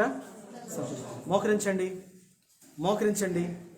ప్రభు బల్ల చేవేసే ముందు ఒక్కసారి మనం పరీక్ష చేసుకొని మనకు ఆత్మీయ జీవితంలో ఏ విషయంలో దేవుడిని దుఃఖపరుస్తున్నాం, మనల్ని బట్టి దేవుడు సంతోషిస్తున్నాడా? రక్షించబడి ఎంతకాలమైంది? మన యొక్క ఆత్మీయ జీవితంలో ఇంతకాలము మనల్ని బట్టి దేవుడు సంతోషించాడా, లేకపోతే మనల్ని బట్టి దేవుడు దుఃఖిస్తున్నాడా? ఒక్కసారి మనం పరీక్ష చేసుకొని మనల్ని బట్టి కనుక దేవుడు సంతోషిస్తే కనుక మనం ఆశ్రయించబడినట్టే, అంతకంతకు మనం అభివృద్ధి చెందినట్టే.